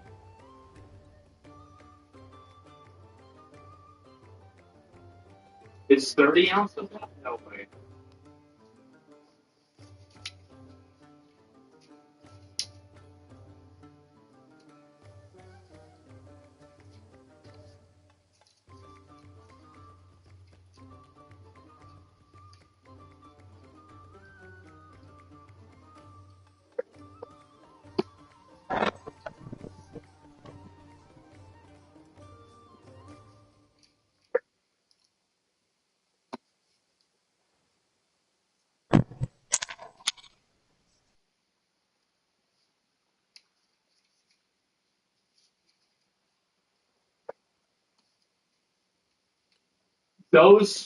Those right there, this was a 32-ounce drink.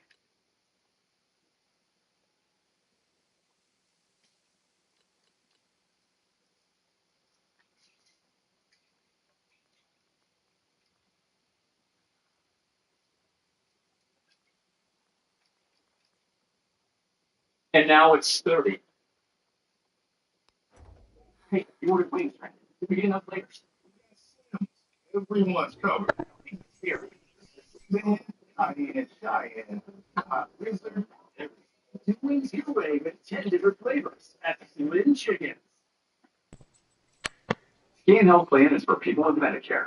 It's been keeping seniors healthy and independent for over 46 years. More saving for more living. Call SCAN today. 1-877-807-5798.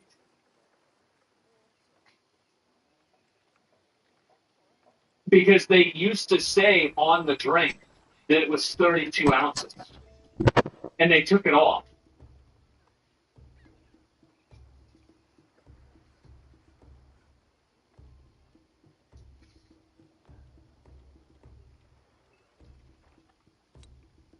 Medium, large. So this was always how it was in every place.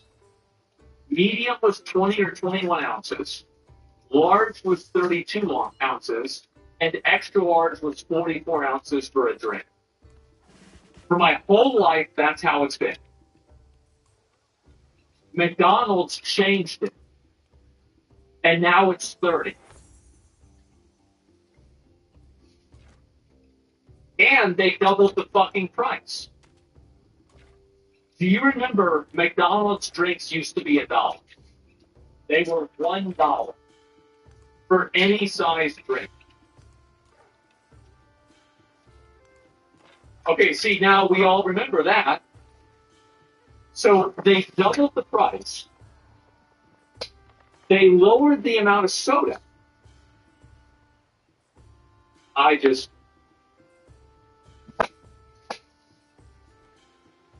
And they want to call this a myth.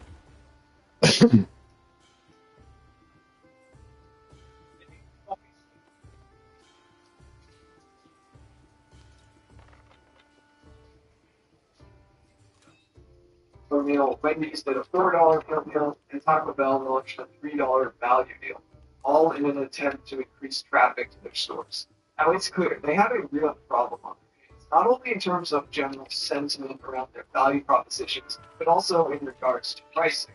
But fast food companies also have to reckon with fast casual offerings eating away at their market share. Chipotle, Kava, and Sweetgreen have all reported a much different outlook on this matter. And while yes, they typically attract a higher income cohort, it's not only them that are buying these products. Kava, the Mediterranean chain, only raised prices 12% from 2019 to 2023. And as a result, they reported increases to their top and bottom lines. Now, of course, they have a much smaller footprint than McDonald's, but when that Big Mac is contesting the prices of some of these fast casual offerings, it seems like an inevitable shift is bound to occur here. And even casual sit-down restaurants like Applebee's and Chili's are getting involved in this value war. Chili's has a 3-for-me meal deal for $10.99. Listen, hear that again. It's value war. Chili's 3-for-me meal deal for $10.99. That is crazy. 3 things for $10.99. I'm creating a resurgence in traffic. Look at that.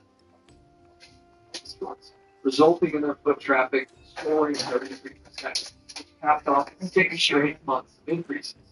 So are the higher prices just the cost of doing business? Why don't they have more pictures?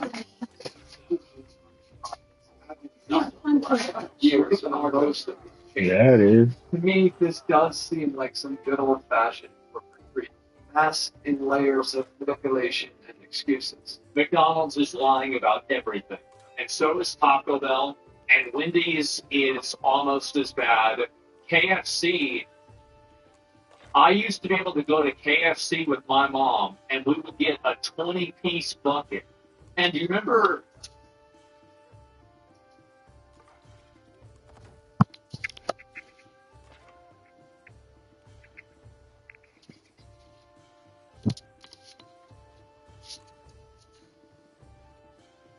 So you used to be able to get the big boys, right?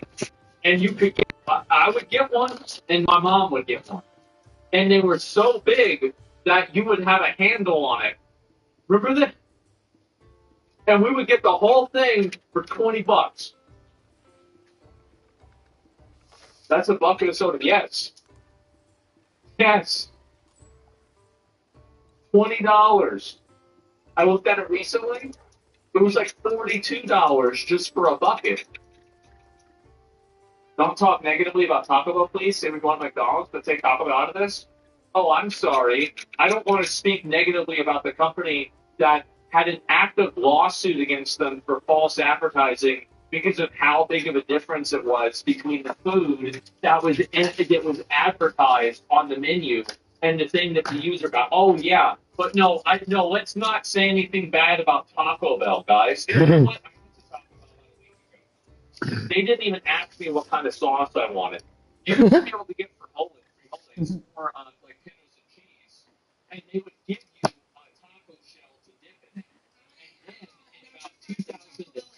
And then in about 2010, they stopped giving you a taco shell, and they started charging you money for it. Yeah, Kava, even after I cut my hair, I was the only one wearing a hairnet. The only Crazy. And now for fast food places like literally everybody at my Kava. customers not only have to battle with higher prices, but also with the lack of convenience. What did Michael say? He never text me back. He was like, let me know if you need a reference for anything. Man. Put it in the sick time, but I don't know how to do that for a while. So. I don't care that much. But it is really interesting to see how some companies. Dang, he's telling you to get all your stuff. Because he's going to be leaving too, I think. I don't know. It's on the other phone. You can learn about it here. Thanks so much for watching. What a great video. But this guy, the only thing I don't like about this video is there's been a lot of talk online. He let them off the hook in too many ways. He didn't need to do that. Like, they should be ashamed of that. I'll link you guys. It's ministry talking about this shit. Established context. Context has, in fact, been established. There's the video. Give it a like. That's a great video. What's the fix for capitalism? Simply bring back the dollar. Like, and how does Trump not have an opinion on it? He eats as much fast food as I do. Like, how do you not, like, doesn't he notice? Like, because he's the kind of guy that probably does notice how much the shit is. He's a billion, it doesn't matter. Like, if you're, no. Because you feel like a fucking idiot when you're spending extra, like, you guys, how many of you guys, you make plenty of money. You go eat wherever you want, doesn't matter. But you don't want to go places that overcharge because you feel stupid. You feel stupid. You feel like you're getting manipulated, like they're getting one over on you. Yes. I ain't a punk. I ain't no bit. Exactly. Yes.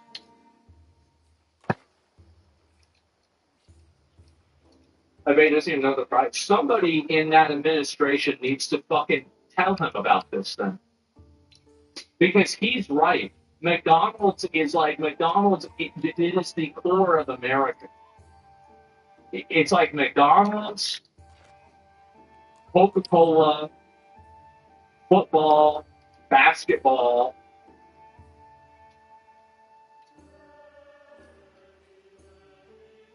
and Walmart. And that's pretty much about it. Like you this is insane. Like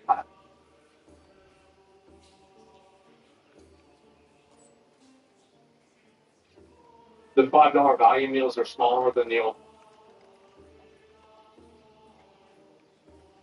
Reflation maybe not want to fast Burger King restaurant have a meat disadvantage always to fill less fries in the bag.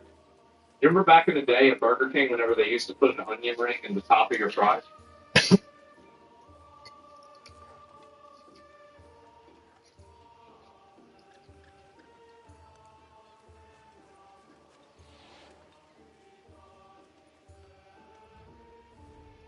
They never.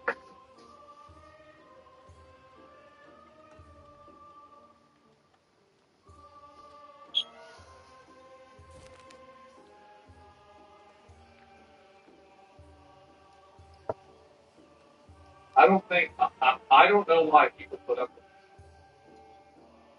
it. And it's ridiculous. Like, it's absolutely ridiculous. I don't either. Yeah, like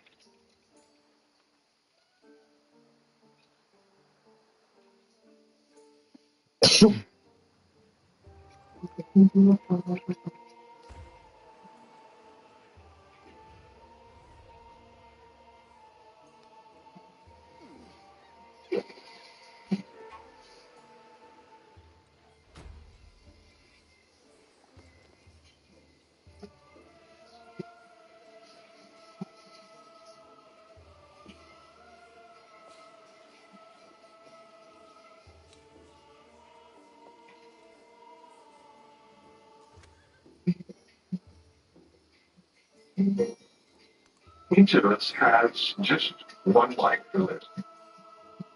Our life should count. It should matter. It should have purpose, and frankly, it should be amazing. But as I look around me, I see lives in disarray, defeat, and discouragement. I've been deeply burdened about this because you see, an unfulfilled life is just no way to exist. And from what I read in the scripture, God promises us a life of blessings beyond our comprehension. Literally, a life beyond amazing.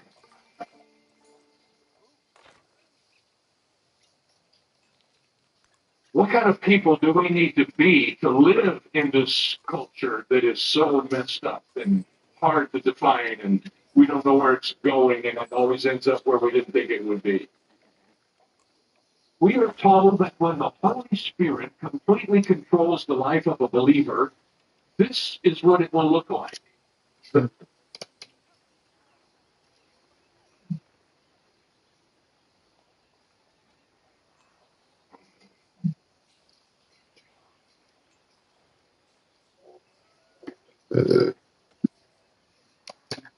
Hello, Yes, and gals, me, Moon Hunter, and, ladies and gentlemen, in-game, challenge everything. That was a slogan I remember back in, like, every PlayStation 2 game that I was kind of digging into. For a while, I will just say it like so. When I was thinking the Ubisoft videos, there's always one game people remember from these monolith publisher. And it's kind of easy to rag on them because of literally them straight up not liking gamers in a lot of cases.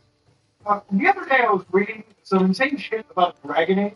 Apparently EA thought that the Dragon Age Veilguard dog food that they released would have done better if somehow it was a live game. So according to an earnings call, right, where they were talking about why they didn't do so fucking well, quarter three was not the financial performance we wanted or expected. We know it's a leader in global entertainment, great type, even when built and delivered with flawless execution, yet sometimes it's a financial expectation. Maybe it's because you have your expectations like that of Square, where it's like, yeah, we're not making like billions, I guess, or something. I guess that might be just a feature. Yeah, sleeping dogs. Wait, you tell me that doesn't? Oh man, we gotta next. Isn't as popular as Final Fantasy? Clearly, it's an irrelevant franchise. Just throw it out in the mix. They will make it again. Like games sometimes. It's great beyond the core audience. Games need to directly connect to the evolving demands of players. We increasingly seek shared world features and deeper engagement alongside high-quality narratives in this beloved category. This was that a lot of people are wondering, well, what do you mean shared world feature? That equates to live service experiences. Begin by saying that again, I'm not like a live service hater or anything like that. I play games that are actually popular live services for years. I mean, not as much these days, but I played it pretty actively. I would say 2018, 2019. I was a Rainbow Six gamer for a while. When it comes to live services, obviously Grand Theft Auto Online is significantly popular. It is a live service. EA through BioWare, which by the way, that was effectively it's like really we're talking about apparently less than 100 employees work at this company, and it's like an actual former show itself. Apparently, Mass Effect 5, I think it's just touching things like pre-production or getting into that. I don't even think that game is going to see the light of day. I would be shocked if it does. But BioWare's only duty was not Dragon Age. Obviously, if you remember, Anthem came out a massive live service experience, by the way.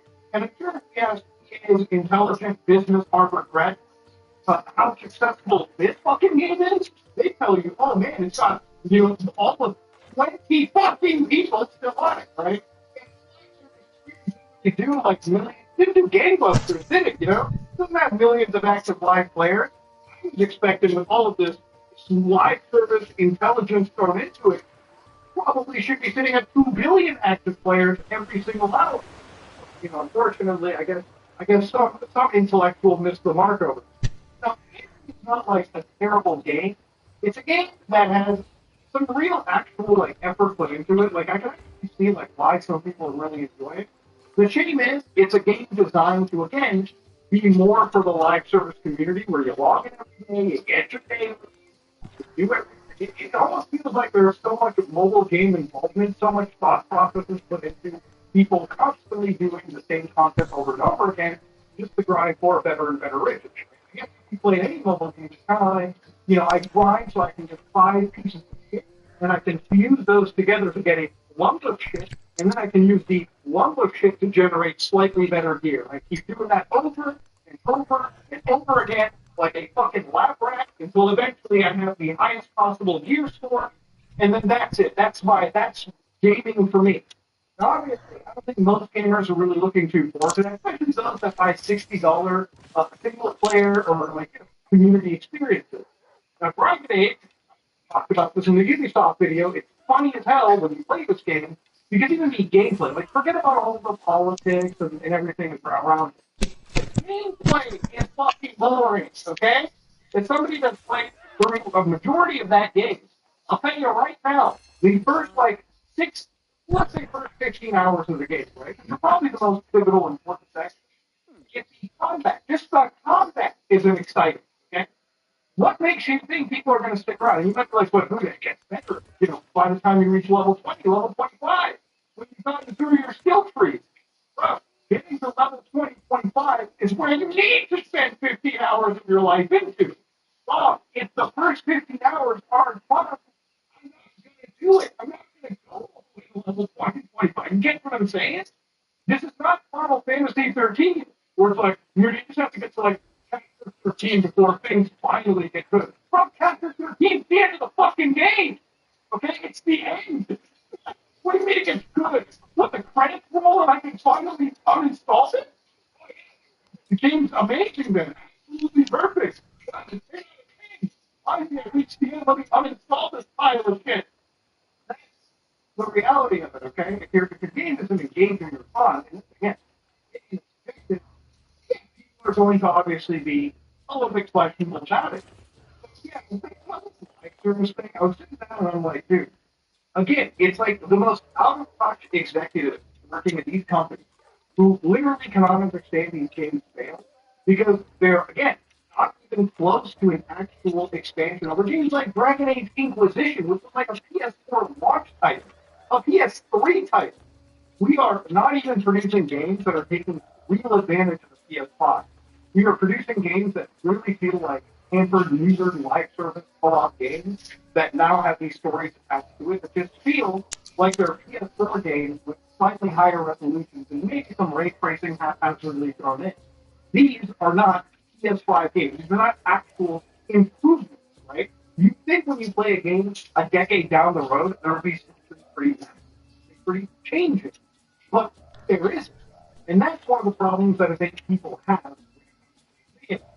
The teams involved have shifted and changed so much throughout the years that Dragon Age might as well be titled as something different because even the original Dragon Age team doesn't seem to get that much of a shit about this new Dragon Age stuff. But even beyond all of it, like the other thing that I saw coming out that made me laugh my ass off was the Sims Legacy Collection. Now, I'm somebody that's a fan of The Sims, and the moment you start seeing mixed on Steam, you go, oh boy, what's going on here? And unfortunately, it seems like The Sims 2 actually has some performance issues. Now, how the fuck does a game that was released in 2004 have performance issues in the year 2025? Well, according to the reviews for this, it really led to a lot of issues that came with the Legacy Collection. Now, they released these games again. These are old PC games, 04. Apparently, there is no UI scaling at resolutions of 1080p and above. So, mind you, modern resolutions like 4K monitors, 1440p monitors, 1080p monitors, you're not even scaling to do that. People spend, by the way, $40 on this. The entire series. But if you have like older discs existing, I'm sure you can find fantastic that work better than the official ship that animates. So apparently there was either worse or presented as a small, low-res window in the center that they couldn't even like up. They couldn't even think of throwing that shit into like an AI upscaler and then putting it into the game. No, no, that would require effort. ADA, that would really require them giving a shit. Crashes of launch and after assorted durations of playtime. Par for the course. I mean, shit, you're trying to what? Play a PC game in 2025? You're gonna have to deal with lack of modernization, QL fixes, or even basic shit like Steam Cloud Save. Dudes would play this shit on their computer and then be like, well, time to go to bed. Let's bring six. It's 2025.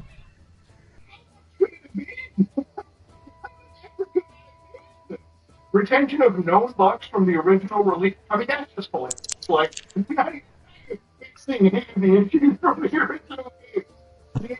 The game company doesn't give a shit just by reading the system requirements. You're telling me a game released in 2004, the Sims 2, by the way, requires 4 gigs of RAM? With a lot of people using 52 Windows this time. The computer back didn't even know 4 gigabytes of RAM existed. It was like Plato's allegory of the fucking cave. The computers all over Sigmund's line this. One motherfucker updated to 64 bit, went back in and was like, this doesn't exist.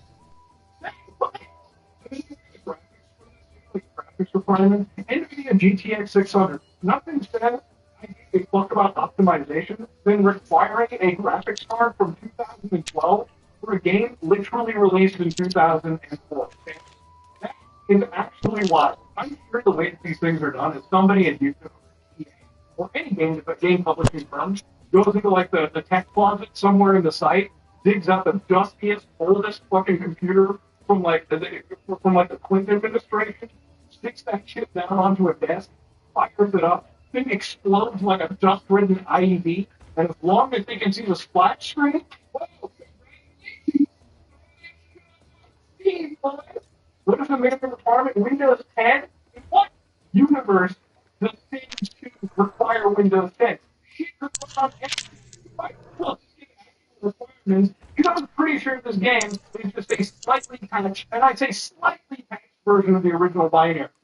17 gigs available space? What the hell did you stick on here? A whole bunch of Sims Rule 34 on the drive that's inaccessible? Space required. But it's a little too wild, okay? Obviously, I'm trying to expect EA to put effort into a game, and they won't. They don't really care. Like, obviously, there's like shining examples where games like Mass Effect Legendary Edition actually do have some effort put into it, and they release it. But the Sims, nah. I mean, to be fair, the Sims community, or at least most of the community, is still technically literate when it comes to this game that for them, this is like already amazing. For anybody that has actually played some PC games, I mean, obviously you would look at all these issues as serious actual fault. So again, going in further into the situation, one of the other things that I saw with EA that had me a little blown away was Apex. Now, for those of you who don't remember, Apex Legends abandoned Linux like 3 months ago. Apparently, Linux had a cheating issue. Couldn't really monitor a lot of the cheaters that well. And obviously, Apex Legends decided to go from 91,000, and this isn't Linux, but there was no way there was 20,000 playing Apex Legends on Steam.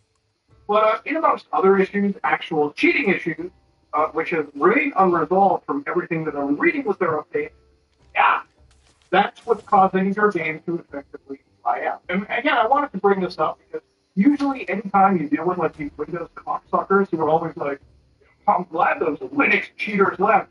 Bro, I'm sorry to say, most of the cheaters are playing Windows, okay? The cheaters don't want to waste time switching to the Penguin, all right? That's just a coke fest from these companies to remove an established player base, people who spend money to play these games and have spent money to play these games from their system because they're too fucking lazy or they just do not care to support the most basic APTs that already have a lot of the work done for them. But this is a argument that I have with I'm literally shadow within this argument. It is what it is. But again, the last thing that I want to say with Battlefield, this one blew me away. Well, one of the last, I think, Hail Marys that EA kind of has, Hail Mary, it's not as if they have like all these one-shot games and like money from that. Yeah, apparently Battlefield Labs is now a thing, ladies and gentlemen, and apparently they've got 4 studios around the entire globe that are basically working together to make Battlefield games. Now, EA's big franchise for me is Battlefield, the game that I've been playing since I was before puberty, actually. I played Battlefield 1942. I've been playing the only Battlefield game I probably didn't play, and that's because my integrated graphics couldn't run it at the time, was Battlefield 2142. But rest assured, Battlefield 3 was the game that made me want to actually build a gaming computer. So I could play that game on an actual PC as opposed to 360. It literally felt like a muted experience. And of course, Battlefield 4 remains one of my favorite games ever fucking made, computer-wise. In fact, it was such a good game by EA, so much care put into it that, like, not only you had perfect progression without making the game feel like a microtransaction-written shithole, but you also had a lot of thought put into the map. I mean, to this day, I don't think there is a map as good as Siege of Shanghai for Battlefield 4 in anything that they've released since then. And that was a game that had things like Levolution in every map, where in Battlefield like 4, you could, in Siege of Shanghai, you could see the actual central tower destroy in front of you. And you might be like, well, that's just a pre-baked animation. It looked good. It changed the map, made everything dusty, made it feel like I was in a battlefield. And you know the funniest thing is, that ran on a PlayStation 3, and it only got better. You know, DICE actually put a game together that people could be proud of. And yeah, it did have issues with launch, like maybe it wasn't exactly perfect, but overall, I would say very, very fun experience. And since then, Battlefield is a franchise that I believe is a little bit too much more casualized. It's one that has kind of lost, I would say, the original. It's kind of like Halo, where maybe it's like tuned itself into a way to appeal to like the masses, completely forgetting the gameplay loops that it built initially. So yeah, Battlefield 2042 was the last one that came out. I kind of enjoyed it at the time when it released, when I played with like Husky. But then I remembered I played that game at launch with friends. Okay? And to be honest, getting tortured in Pyongyang while eating pig shit off the street is actually fun, as long as you're obviously with friends. Now, since then, I've been playing Battlefield 2042 pretty recently, some Battlefield 4, even Battlefield 3. Hey, might even install Battlefield 2 and play some online, some private, community servers. Great experience, at least there. Playing a game like Battlefield 2042 shows me just how much they have not expanded this game. The maps, again, just do not have that same level of fun as maps like Lane Xingdan from Battlefield 4, Siege of Shanghai, obviously, and of course, one of my favorites, Blood Zone. These are all maps that existed in prior Battlefield games that actually appear to have care and effort put into them. And obviously, Battlefield 2042 doesn't really seem to have that level of care put into it, and the progression really isn't all the way there. This really feels like, again, a game franchise that's going back in time. So anyway, Battlefield Labs comes out, and I feel like it's the last Hail Mary for this franchise, where like they're apparently trying to release a new Battlefield game sometime in 2026 that's going to blow people away. And there's some new footage that's come out, and this footage has gotten at least some gamers a little riled up. So there have been 12 seconds of footage released for this game. I want to show you guys what I think is really important. So obviously, I want to point out this is pre-alpha gameplay. Gameplay is subject to change. Now, typically when I'm in the pre-alpha stage, I'm sure it's going to be very subject to change. All right. So let's look at what they've got in the. Let's see what the labs are cooking here. Let's see what's going on in those test tubes and beakers. Oh, they got the Battlefield 3 theme. Soldiers run around with guns. Oh boy, building destruction. Woo! They can sign up for this, and I've tried doing it, but apparently the queue is like 200,000 players large. So obviously, people are excited. There's a bit of excitement from gamers. And again, to be completely real, I would reserve any form of excitement for myself. Remember, this is like early access. Like the fact that guns being shot, players running around, and destructibility. That again, the Battlefield franchise is not new to. This has been happening since Bad Company 2 on the Xbox 360 is enough to excite people again. Like just the prospects of EA, DICE, and a lot of these organizations that work at EA just basically saying, yeah, we're going to go back to Battlefield 3. We're going to go back to Battlefield 4.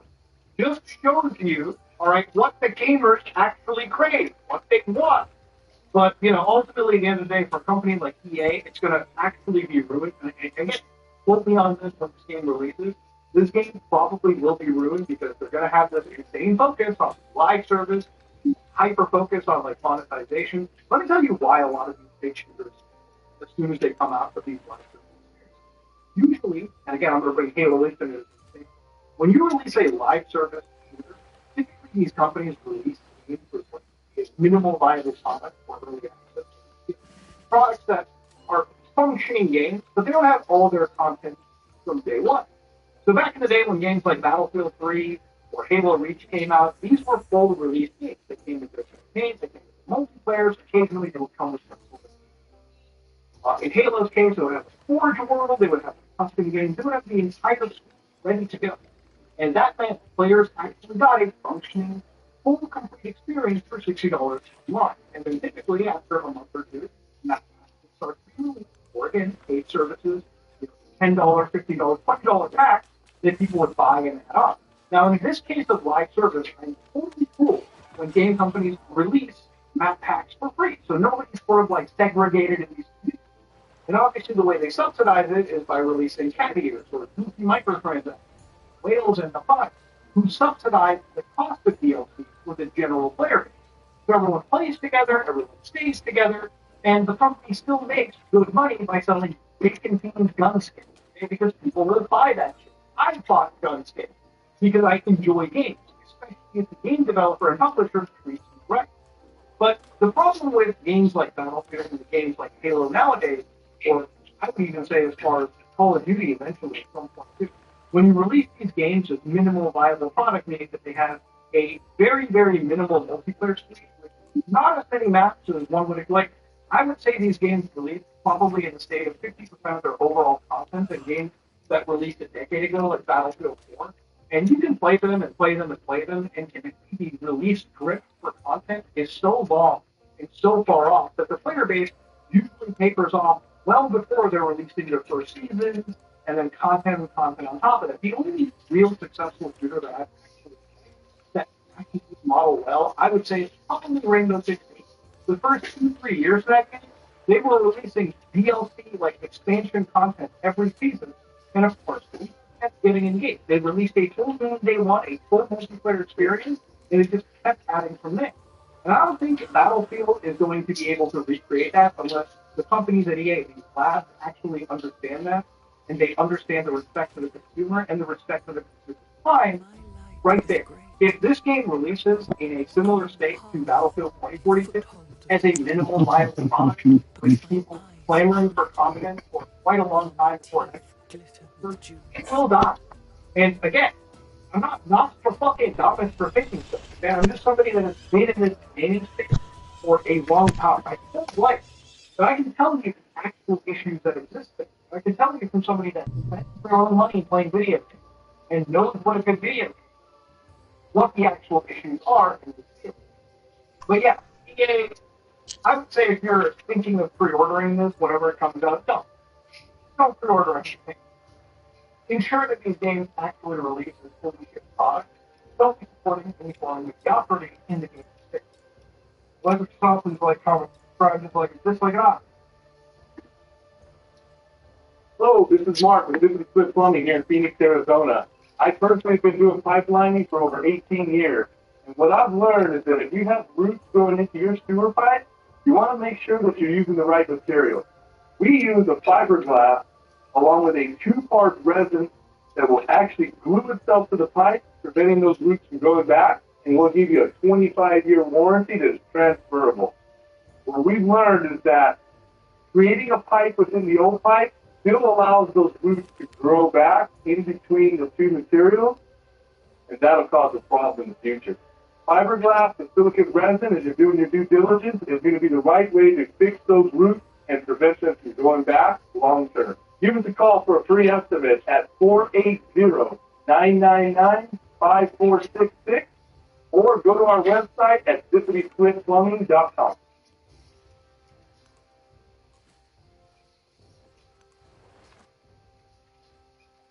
Oh boy, Kingdom Come. Oh, hey, how's it going, ladies and gentlemen? Hey, Moonahar. I'm just on Steam looking for some games. One of those was Kingdom Come Deliverance 2. Now, I got set a review code for this, but to be honest, I'm not messing around with that. I just want to see what the real game is.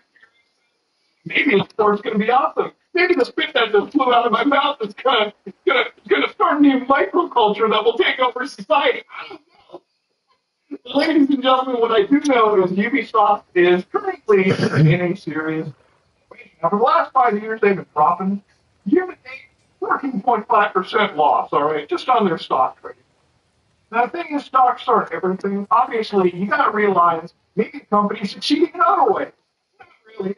In fact, a couple days ago, Ubisoft announced a studio closure where they laid off 185 jobs across the market. Now, video gaming is an expensive hobby to get into. Not just for the consumer, but for the producer as well. Okay, let's be honest. Anytime a studio comes out with a bad game, it almost spells doom and gloom. Not too long ago, Electronic Arts said a game known as Dragon Age Veilguard and EA Football Plus 2025 ended up having an underperformance. Yeah, who was surprised the new Dragon Age game underperformed? Now, of course, if you played the new Dragon Age game, I'll be the first one to just say nothing in that game screamed PlayStation 5 to me. Now, I played the older Dragon Age games back on the PlayStation 3 days, 360 days. While they were decent games, the new Veilguard really felt like some live service game that was kind of like repurposed into like a three-person SWAT-based instance like game. That was it. I really didn't feel much of an RPG out of it. I really couldn't move past about halfway through the game. It really felt like I was kind of fudging with water. Now, obviously, if anybody doesn't remember, Dragon Age Veilguard was the target of a pretty massive cultural war as well. In fact, I'll be the first one to say to somebody that doesn't get into the look anti-look debate, this one cutscene absolutely made me just giggle and facepalm like crazy. Like, what's the issue? Snake's nose. She's still holding the ruby in her other hand. Maker's panties. I'm so proud. Oh. Ah, shit. They're still holding it. Sorry. What are you doing? Running a bar. Oh. Okay. A bar? Tradition in the Lords of Fortune from one of our old members, Bob. Good guy, but like most of us, his plans went sideways a lot. Bad blood among your crew's not good for morale. New fan who comes here, you $200 in voting visit the first $5 bet league. At Big O Tires, trust means an entire line of affordable, top-quality tires drivers can depend on. Right now, buy 3 get 1 free on 4 select in-stock Big O branded tires, plus 0 interest if paid in full. Big O Tires, a team you trust.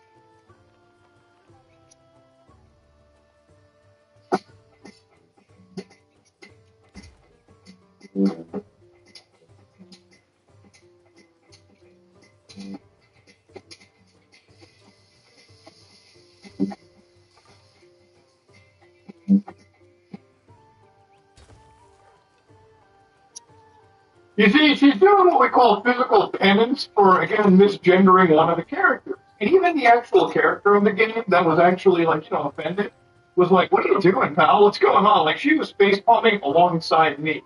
Now, again, this is just one cutscene. There's also a lot of other stuff that came out of this game, where even if you're not in the culture war debate, stuff like this is just intrinsically face palm worthy.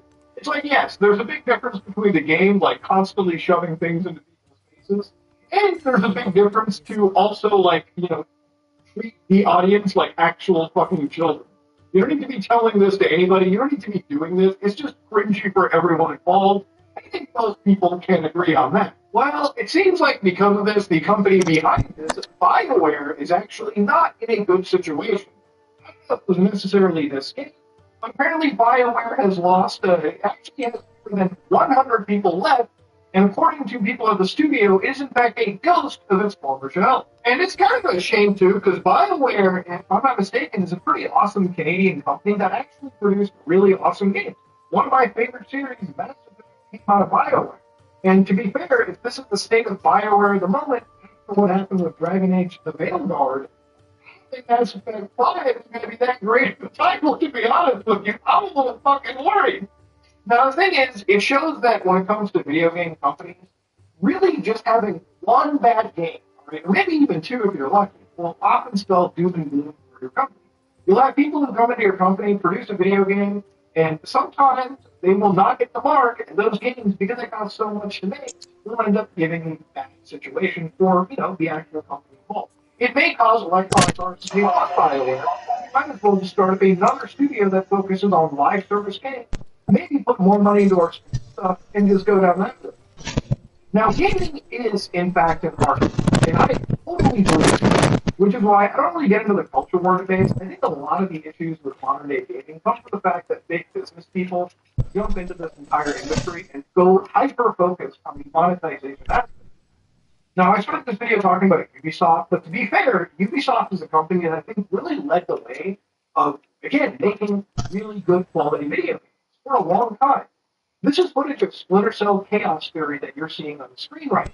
And Splinter Cell Chaos Theory is probably one of the best looking, if not one of the best stealth games in general. I'm not just talking about a game that looks good to this day, because the team that worked on it, lighting-wise, absolutely hit it out of the park. I'm talking about a game that has some of the best stealth elements, where at a time you had 2 options to buy in the store, Metal Gear or Splinter Cell. And you really couldn't go wrong with both of them. I mean, to be fair, Ubisoft Montreal was going up against Konami, and it was a pretty fierce competition between the two. And while both these franchises are effectively completely dormant now, with, again, the only things getting out of them are probably remakes or remasters. Nothing necessarily new in terms of in-game content or pushing this franchise beyond what it's already done.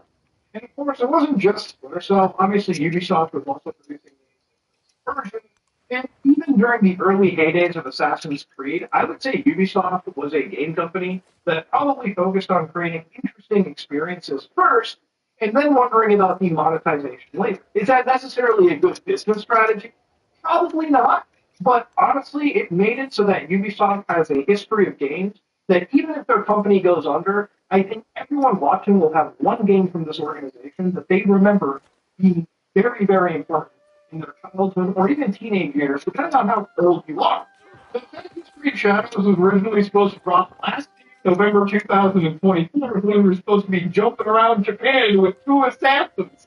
Yasuke, the Black Samurai, has been the focus of attention. Then you got Naoe, which is like the Japanese like female shinobi assassin. Or I don't even know if that's the right term. I think shinobi is more for like guys. I think women have a different one.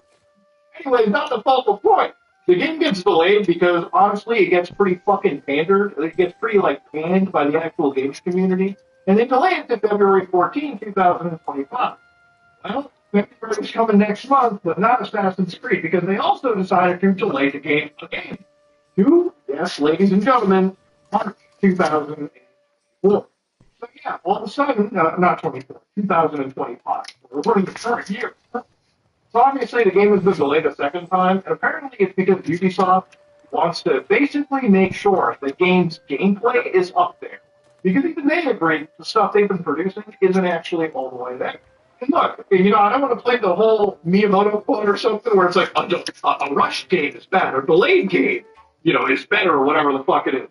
Because at the end of the day, I don't really think a game delay is always correlating with a good game. It really just seems like Ubisoft detected that their game needed like some time in the oven, but is it really going to actually come out cooked or fully baked? I have no idea entirely. But there is a lot of new gameplay that ended up being shown from Assassin's Creed Shadows.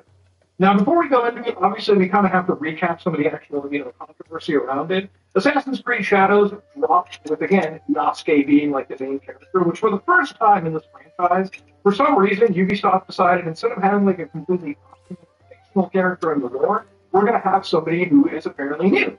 And of course, there's sort of a whole debate between people asking, is Yasuke really a samurai? Is he not a samurai? Wikipedia turf wars were being held, and people were questioning sources for historical accuracy, okay? And mind you, this is a game where you can beat the fucking shit out of the Pope in the Vatican and discover an almost like, precursor race living within. But that's not even the point of the entire thing. People are arguing about the actual historical accuracy of the Assassin's Creed franchise, why they decided to go down this road, and of course, Ubisoft, being Ubisoft, seems like they kind of called this character back a little. All the recent actual leaks and all the actual showcases of the game have been focusing more on Naoe because obviously she might be the least problematic of all the assassins to be showing. Maybe instead of the black guy, it might be easier to show the Japanese woman to the actual audience. So a couple days ago, there was a hentai website. God damn! I love talking about this shit sometimes because it's so goofy. There was a hentai website that had a massive leak of an art book where they went even in depth into showing the characters in this game. Not to showcase anything that is way before the available release date. Well, what's funny too is I started to see people gas this game up for really no reason. Apparently one of the things that I saw floating around was apparently you can go prone and sneak around, and that was added to the game's actual stealth mechanic. Which is it's cool that the game is doing that.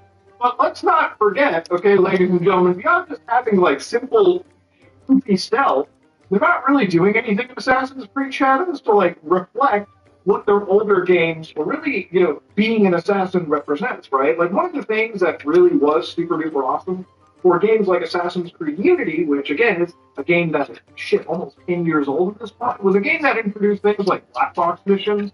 Actually, they brought that back for Assassin's Creed Mirage as well too. Albeit, I don't think it was as impressive as whatever we saw in Unity. But yeah, the ability for, again, Ubisoft to take a game to a next generation, or I guess the current generation of the PS5, they're not really doing anything in the game to actually warrant this level of, excitement, right? The stealth or any of the gameplay that I've seen is just effectively the same stealth that I've seen in all the other, previous big RPG-focused Assassin's Creed stuff. This one that I saw being gassed up is apparently next level water and boating mechanics. Okay, are we ready for this one, ladies and gentlemen? Let's laugh at this shit. So right over here, you can see that our character is running around and just hijacking the boat, which is something you could do in, like, the other recent Assassin's Creed stuff. But of course, even things like basic water physics and like caustics, again, it's like everything that I'm seeing in this is not even anything different from like Assassin's Creed Origins, Assassin's Creed like fucking Valhalla. I mean, to be honest with you, if this wasn't Japan, you could easily confuse this with any of the other Assassin's Creed stuff that has effectively come out. In the time that they've taken off, they showed some of the new like combat gameplay. So this is a Yasuke with like the katana and everything. And like, to be completely honest with you guys, ladies and gentlemen, I don't know if it's like other games that have come out, like Rise of the Ronin, or more specifically Ghost of Tsushima, but this whole like excitement for a fucking video game set in Japan, an Assassin's Creed title, has effectively been taken away. Like ever since I played Ghost of Tsushima, it's like, why am I even waiting for a game that doesn't look as good as that game, and also doesn't have the same interesting, fun combat gameplay? Everything that we've seen over here is quite literally just Assassin's Creed that we've seen for the last few generations. Like, nothing here even seems like it's really using the PlayStation 5 or the Xbox Series X. It really does. Now look, like I said, there's been players that have played this game for like 5-6 hours apparently, and some of them have said it's good, some of them also say it doesn't match even like Splinter Cell's level of stealth, which even for an Assassin's Creed game, I wasn't fucking expecting. But like, again, for Ubisoft's last Hail Mary, seeing the gameplay that's being hyped up for this right now just doesn't have me that blown away. Now, the reason I'm talking about the gameplay so heavily here is that, again, this game is a huge, huge target for current cultural war stuff, right? There's a lot of people that are bringing up the fact that this game basically treats Japanese history like a fucking Mad Libs or like Choose Your Own Adventure novel, which to an extent you can kind of agree with, especially with a lot of their public relations stuff where like they've held events where they were just literally placing fucking like props that were from like, I believe animes like One Piece. It's actually insane how people dug that out. So yeah, there's genuinely a bit of like distrust. And even if you're like a Japanese person and these guys are making a game set in your country and they're getting basic stuff wrong or they're not treating it as seriously, yeah, I could imagine being a little bit pissed about it too. But there's also a level of culture war where I feel like we've reached the Thompson levels of asking for like censorship or outrage. One of the wildest things I saw over here was it's revealed that Ubisoft delayed the release of AC Shadows to March 20th, 1995. I don't know about you, dog, but 1995 was a long fucking time ago. I don't know if you discovered time travel. And you see Ubisoft stock price? They can't afford no fucking flux capacitor. The same day was the 30th anniversary of the worst terrorist attack in post-war Japanese history. I can't even begin to describe how disrespectful this is. So you're looking at like AC Shadows, released on March 20th, 2025, right? And then you go a little bit further into it, it's like, oh no, the Tokyo subway sarin attacks, which obviously are really bad. Like I would say it's probably like Tokyo's version of like 9/11. It's like a pretty serious attack. And then like, again, if you weren't like an outrage merchant, you could like go and look up like Zero Day Chronicles, like which is like when you like the Switch upright. Just see when she comes up. I'm not releasing this game live. Now, like, dog, it's just a table. That's serious. Like the level of like. So you pick like a pantheon thing, and then you pick a leader, and your leader, when you get to a certain age, that's when America, wherever it is. That's what I was thinking. I watched some of the videos about it.